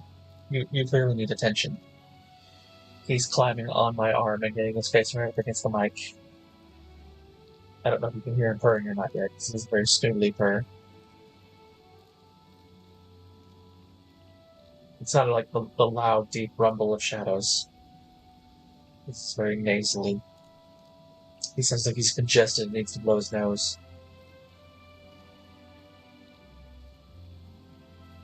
Yes, I know. You don't think you have anywhere near enough attention, kiddo. He's an old cat, though. He's 11 years old. So the story behind my cats, back in 2013, I was, I finished up my time in the military. I was going to university, and I had a roommate who also went to school there, and she did not have a car, and she asked me to give her a ride over to the local shelter so she could adopt a cat. I was not planning on getting one there, but there was this. One of the kennels had these 3 kittens in it. 2 black ones, and 1 like gray and white spotted one. And one of the black ones just had these beautiful blue eyes and was just like pawing and like climbing on the other black one, just trying to get attention and all that. And I just saw him and I'm like, okay, I have to adopt you. And then I didn't want to separate him from his brother, so I adopted the other one. And those were Shadow and Midnight, respectively. However, there was a sinus infection going around the shelter, and the roommate adopted the 3rd kitten, but she didn't take care of him and take care of getting rid of that sinus infection. So he passed away about 2 weeks later. So, again, she asked me to take her back to the shelter so she can get an older cat who's a little hardier and able to deal with that. And there's this big black cat by himself in a kennel. And I'm like, I can't adopt the cat. I've already got my 2. But she's doing her thing, wandering around, check-in. And so I just open up the kennel to look at him as one of the volunteers is like telling me that his previous family gave him up because he's too mean, quote unquote. And he, stands up, puts both paws right up on my shoulder and nuzzles the side of my neck. And I'm just like, oh yeah, you're so mean. And I had to bring him home with me. And he helped me raise Shadow and Midnight, is that they were only 5 weeks old when I got them, so they were 7 weeks old when I got Bagheera. And so, like, he would, like, lay on top of them to groom them, like, to hold them down to groom them. You know, very aggressive with his love. But, you know, he was also very protective of them. And, you know, Midnight passed away about 6 years ago. Now, he's not mean, but he is definitely aggressive when it comes to other cats. And I think that his previous family didn't understand how cats interact with each other until they get to know each other. I mean, he's an absolute sweetie. He's a jerk. He's absolutely a jerk, but he's a sweetie. Rug. All that.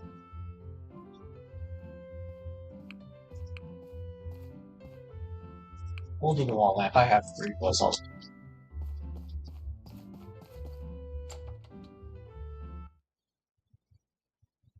Yeah, he's absolutely a jerk. He's the one that's like he's the one that's grounded. Yeah, for peeing on this stove. Yeah, because I'm pretty sure it's behavioral. You know, but I don't know what behavioral it is. If it's lashing out because I'm not home and often enough, or what. Wall lamps. Don't I have 3 of those already? No, I did not. Okay, I go.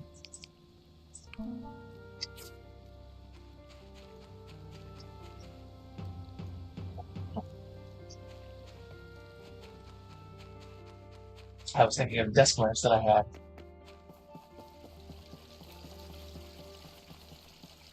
But yeah, like he is absolutely aggressive with other cats. For example, my aunt has 2 cats. One's an indoor cat, one's an outdoor cat. The indoor cat is Athena. Many people seem to be against letting Ag to stay in Portia. After all, okay, no, you're pronouncing it wrong. So she's got Athena who's indoor and Henry who's outdoor. Henry would like Athena used to go in and out, but she would always get beat up by Henry and basically anything else out there. And then for a while, my aunt had taken in another cat who was named Kiki, who would also beat the heck out of Athena. So Athena just is traumatized about other cats. So anytime she sees either of my 2, she starts growling and hissing at them. And the Bagheera, being the one, I'm the big in charge kind of a guy he is. He's like, oh, you want to have some, so he goes and tries to kick her butt. And so, you know, he's aggressive. But, you know, in that case, she initiated it. You know, like with Shadow, he doesn't like actually fight. He starts romps and plays, but he's not being mean. Well, if he's actually mean.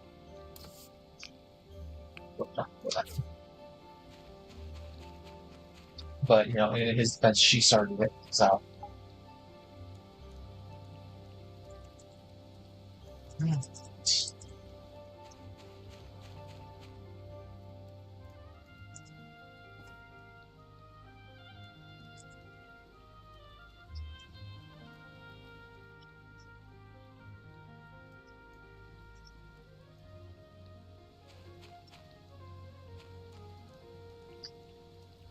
I need more fertilizer.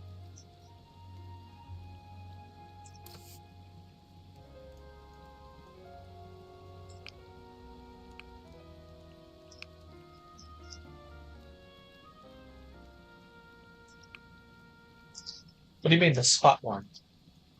Shadow is when he was a kitten, he was the one that had the blue eyes. He has green now. He's the sweet one. He's the one that's still allowed to go free around the house. Yeah, so they're 10 and 11. I got them in 2013. Bagheera was already a year old. The other 2 were 5 weeks old. Midnight passed away about 5-6 years ago, right before I moved out here from a bladder infection.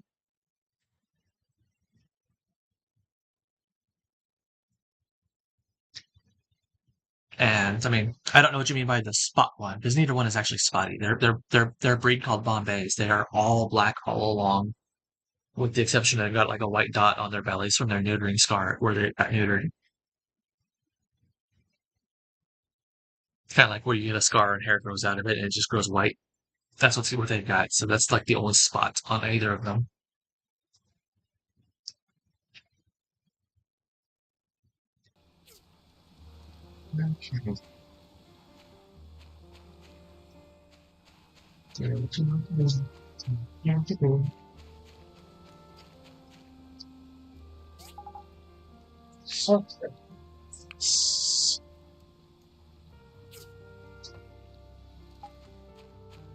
Guess we're gonna go beat up llamas. Finish the day.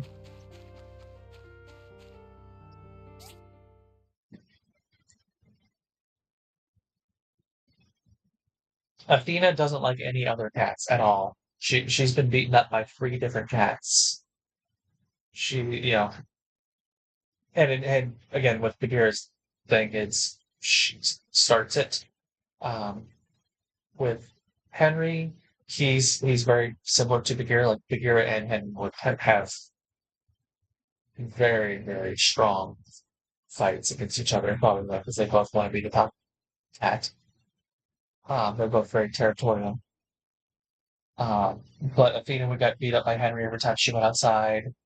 And then, like I said, my aunt adopted another cat she called Kiki, that was now she had to give away to another friend because Kiki was, single cat in the household. She wouldn't allow any other cat in there.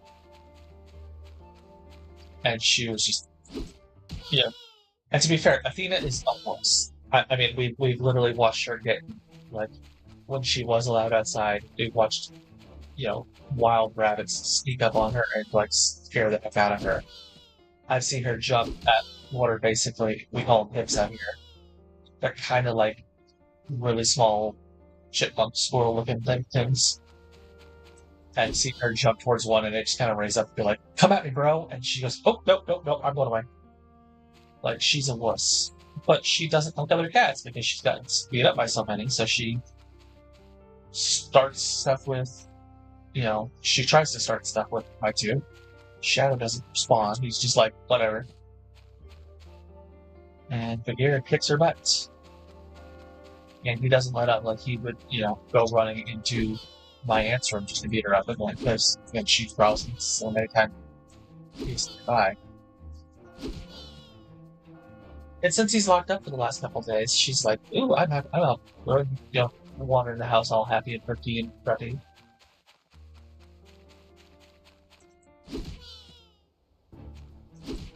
I don't need anything from you, Cotton Mama, but I'll beat you up anyways, just since you're here. Take care of a colorful on the spot. Triangle sunglasses. More pairs. I really need more of them further, because we've gone through it so fast they can all the 5 o'clock. Let me take a look at this here. Your other cat sucks. Is 5 years, you think? 9 months then, you think someone abandoned him on the farm? Yeah. I mean, that happens a lot, like, just finding a cat and adopting it. It's gonna be, Bagheera is 11, Shadow's 10, and their breed are not a typically long-lived breed, so I'm not expecting either of them to live more than 3 to 5 years, sadly. So when they both pass, it's gonna be really rough for me. Especially Shadow. He's, he was the first one I adopted, and he's still my favorite of the 3. I mean, I love Midnight, I do love Bagheera, but Shadow is the sweetie. He's the one that's the master of being pitiful and mine.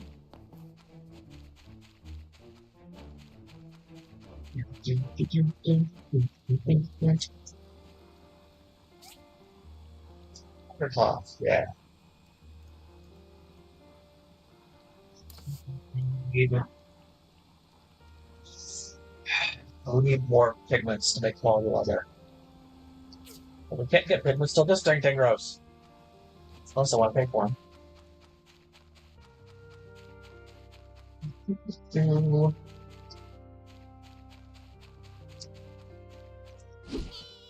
But yeah, Midnight was an absolute sweetie. He was a sweet boy. He was also a wuss. Like, I have a video recording somewhere. I think it's over on my personal channels, or like my personal YouTube rather than my public one, where it's like him, Shadow, and the other kitten, Ricky, all romping and playing while they were kittens. and it's midnight, it's like they're waiting for him. He's on top, but he's still screaming bloody murder the whole time. He was just an absolute wuss about this. Like, he would start fights with Bagheera, but then just, like, scream the whole while Bagheera was beating him up. Just, like, play beating him up, not, like, fool beating him up. But he was also the kind of cat that you would find, face down asleep in a while.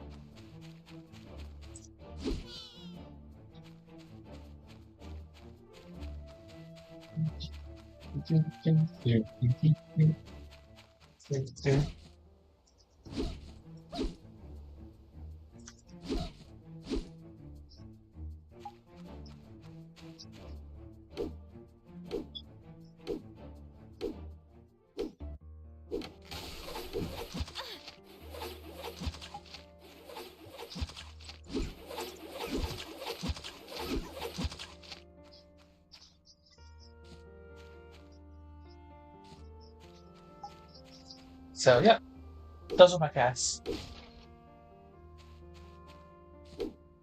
And yeah, I do think this being on the stove is behavioral, because he hasn't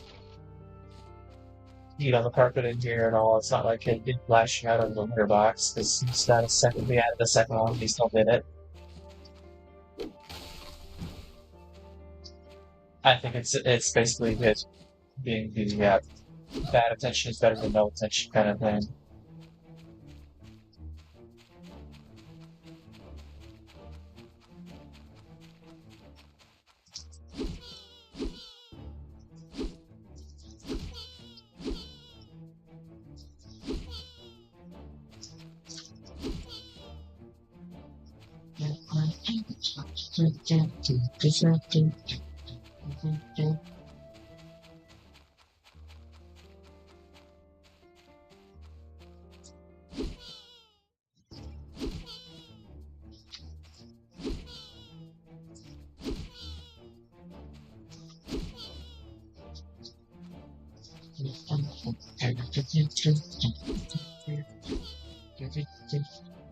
Gotta love that little combat music. It's not like really like pounding, but it's got that nice little do.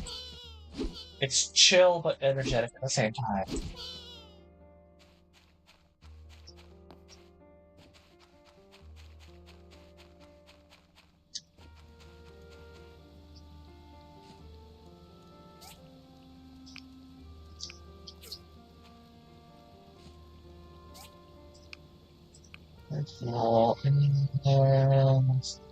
More time.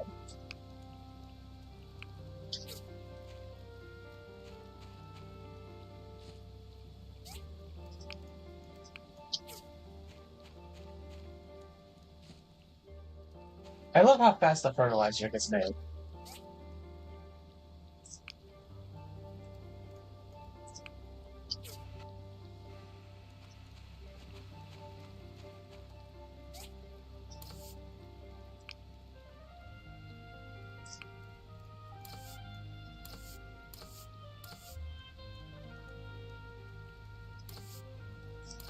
There's also something else that needs cotton. Keep forgetting about. Yeah, that really cloth.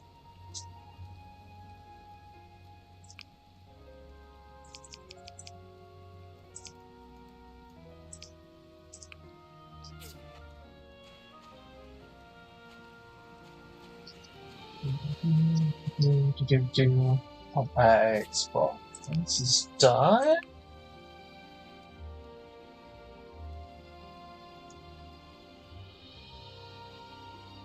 Let's make just straight glass. We need just straight glass to make so we can convert it to strengthened glass.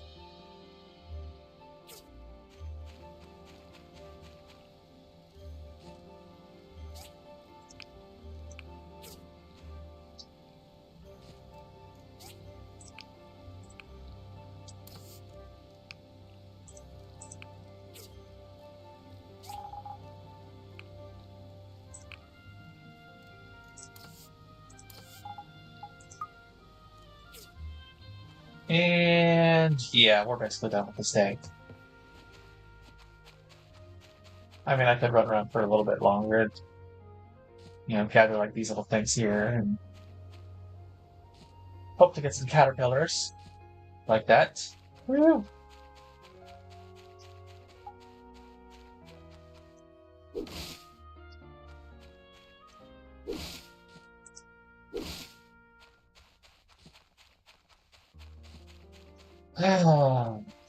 So yeah, next week when we get to Rune Factory, we'll have to go back to hunting that monster that we so rudely interrupted when I got sick.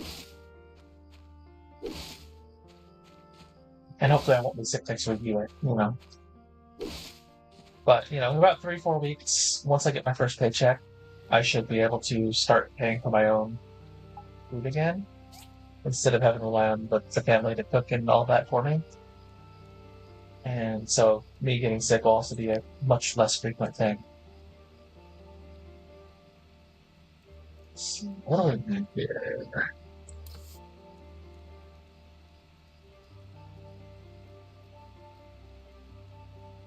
Let's make 12 of these.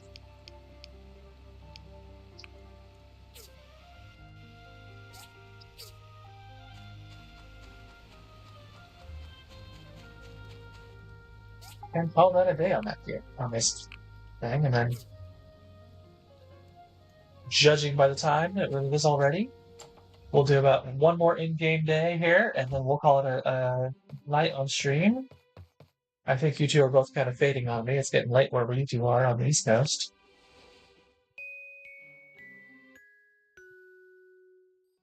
And I'm getting hungry. I can smell whatever the family's cooking. And then I gotta go prep my own food for tomorrow and all that, since I start my first day of work. Yay. It's gonna be a day of orientation at the HR. I won't actually be working in the phones or anything like that tomorrow, probably.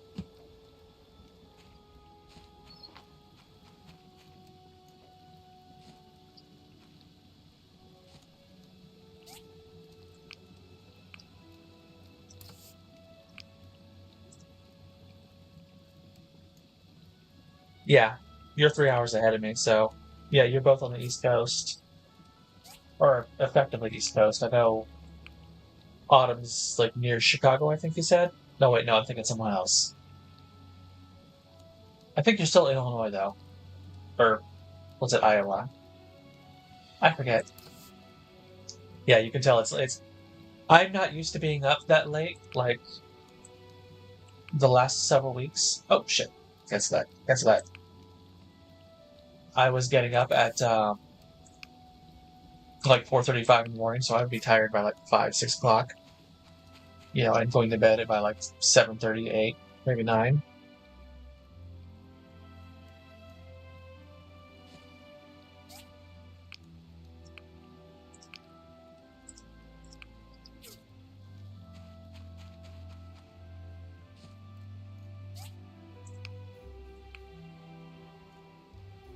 Let's do Blast for this.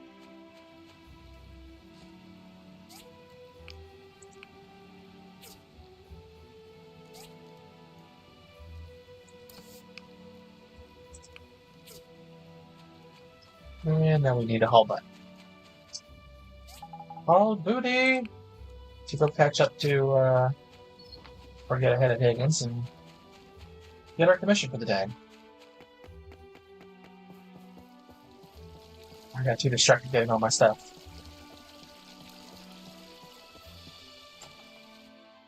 You're riding a ball cat. That sounds like a thing. Alright, we got large pipe, 67. 3 arm stretches. We'll go for the large pipe. I'm really sure I can do that without any big deal. The arm stretchers require a lot of springs, and those are just annoying to try and get all of them.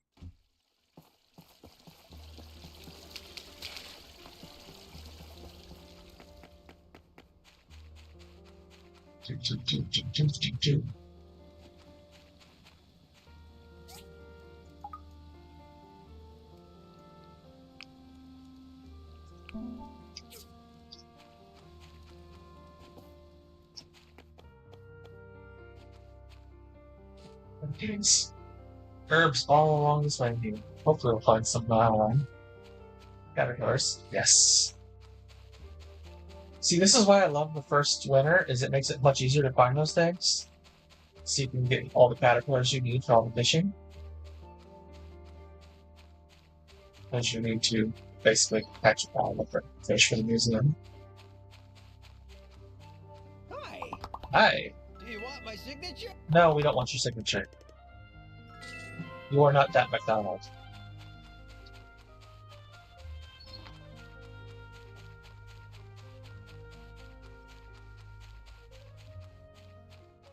So now we're gonna go chop some trees.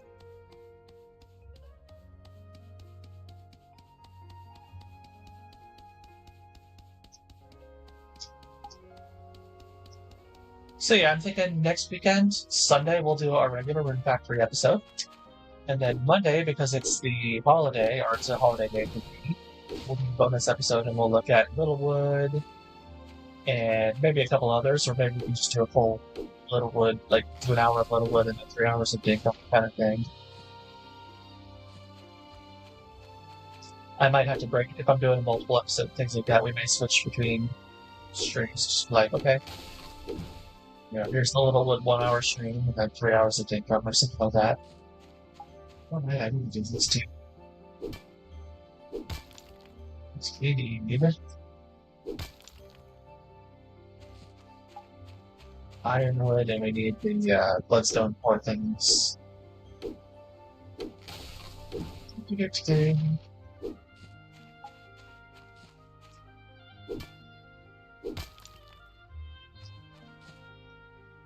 Yep, bloodstones. So we need several cores of that for making the electric furnace.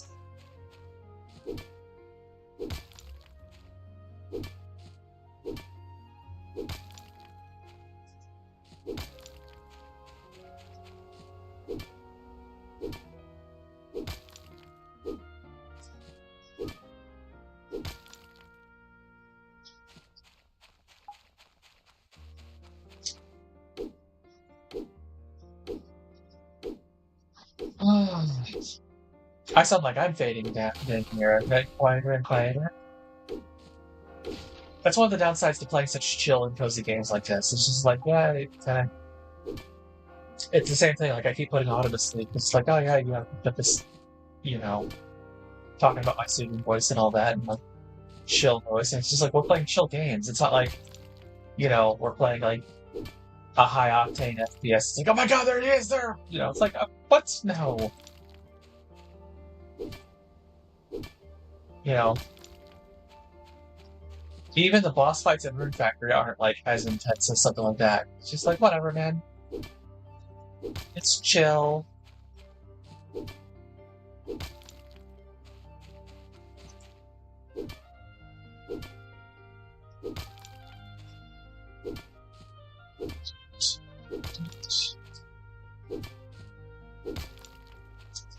Union might have most of the ingredients now for making the electric furnace.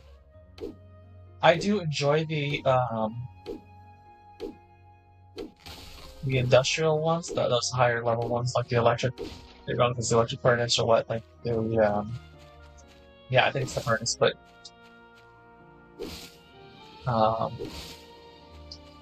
like the industrial version of like the Skyver and whatever else that's just like you turn it from raw materials. You don't have to do the bars in the middle. You just go raw materials to bearings, and don't need to make tin ore or what is it? Tin alloy. Yeah, it's tin alloy. I think it is. But let's go see what I have ingredients-wise.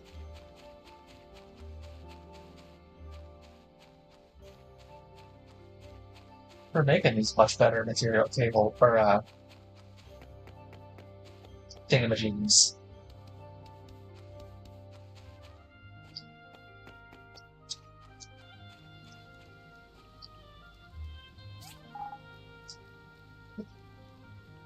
So.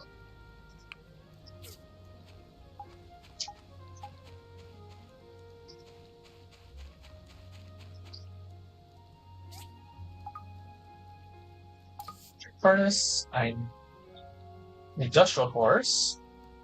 2 of them. Hardened clay.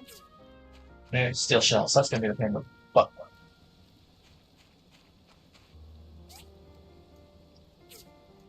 But I think I can do it.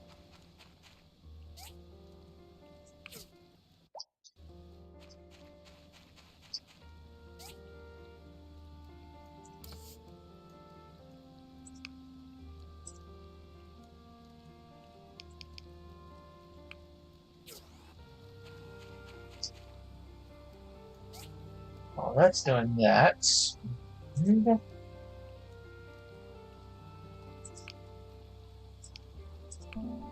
Get those. Get those.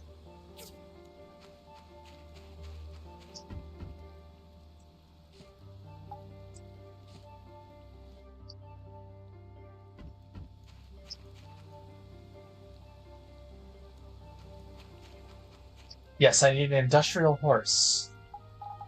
Ride, industrial horse, ride. What else do I need for that? Steel plates, hardened clays being made. Charcoal.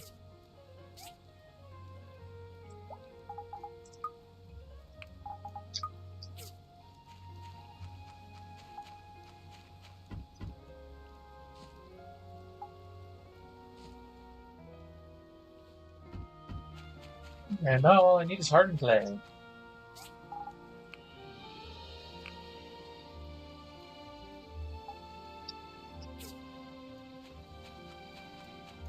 That'll be done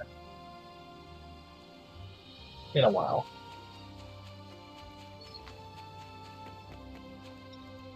What are other ones that I want to make? Yeah, the comprehensive ones. The comprehensive diameter, the comprehensive color. Those are the ones I was thinking of. The way you just go like straight from the ore to whatever you want, like just tin and copper ore, just straight to bronze plates or bronze pipes. Those are such useful freaking things to have.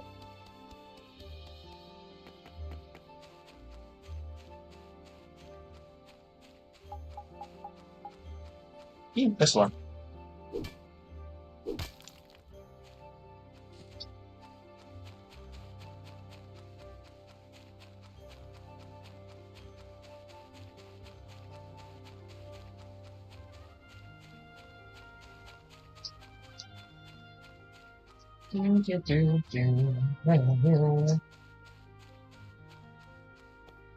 We'll come up here and chop some trees down. Because these things are going to grow so freaking fast.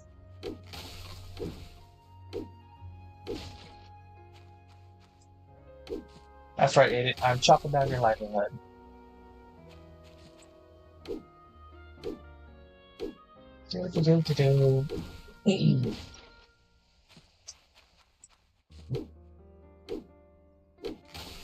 Yeah, I think you're getting ready to go to bed here yourself there, Victoria, if you're here in Industrial Horse from Industrial Core.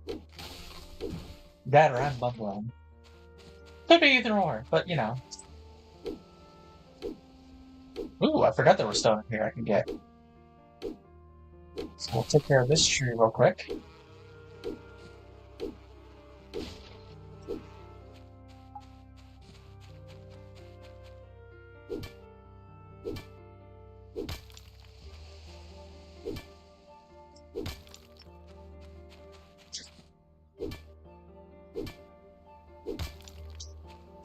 Trying to remember. I think we have to get till the other side, like get the Eufaula ruins, before I can make the last tier, like the fisherman's pickaxe and axe and whatnot.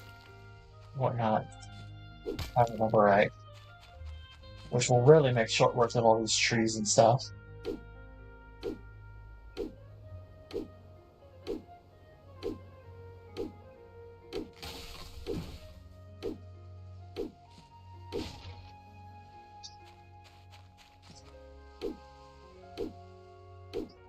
Yeah, you might have hearing loss issues. I know I do. Actually, just Friday, I had to go. The VA sent me to We had a series of hearing tests done for that because when I was in the Air Force, I was air crew and we were around jet engines all the time, and so I had hearing loss. And it was one of the things that I'm claiming for my disability claim, along with like PTSD and stuff like that. So part of why I'm so mellow sounding is just PTSD, and I've had it since such a young age, made worse by the military. And it's just like, oh yeah, no, I don't have like strong emotions. It's a symptom called flat affect. It's common with both PTSD and depression.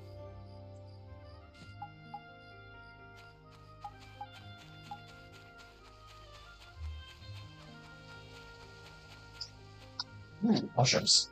It's not enough stamina. You lie about lack of stamina. I have a ton of dried apple slices.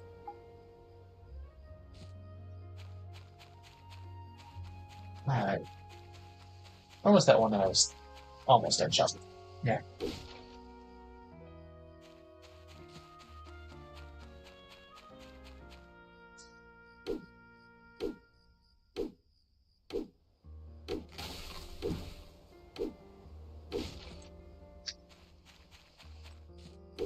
So yeah, next week we'll do.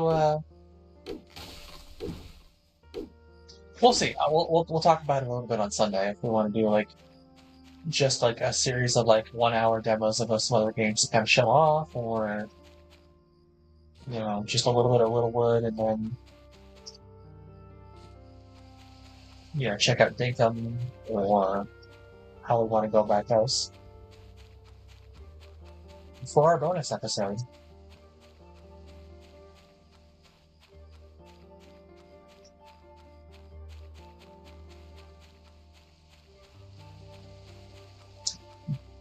You've never heard of what type? Of hearing loss? PTSD?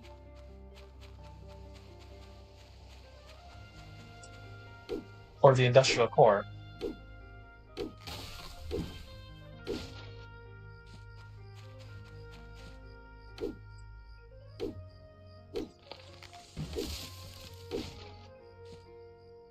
Alright, where is...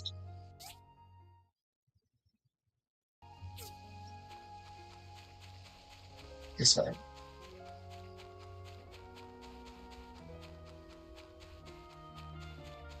Oh yeah, PTSD? Yeah. Post-traumatic stress disorder?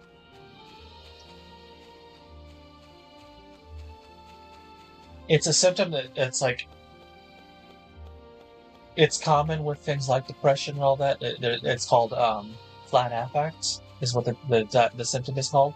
And it varies from person to person. I mean, some people are like super excitable all that all the time. But flat affect is kind of like... especially typical if you're from like the PTSD is from like abuse and or neglect as a child, as opposed to like long-term PTSD kind of thing, rather than just like a single traumatic incident kind of thing, where basically you don't express emotions strongly. That's part of why I sound so like I don't have as varied a vocal range as some people. It's just like, oh, chill and calm and soothing, because that's kind of my range. I don't get like, oh my god, kind of super excited like some people do.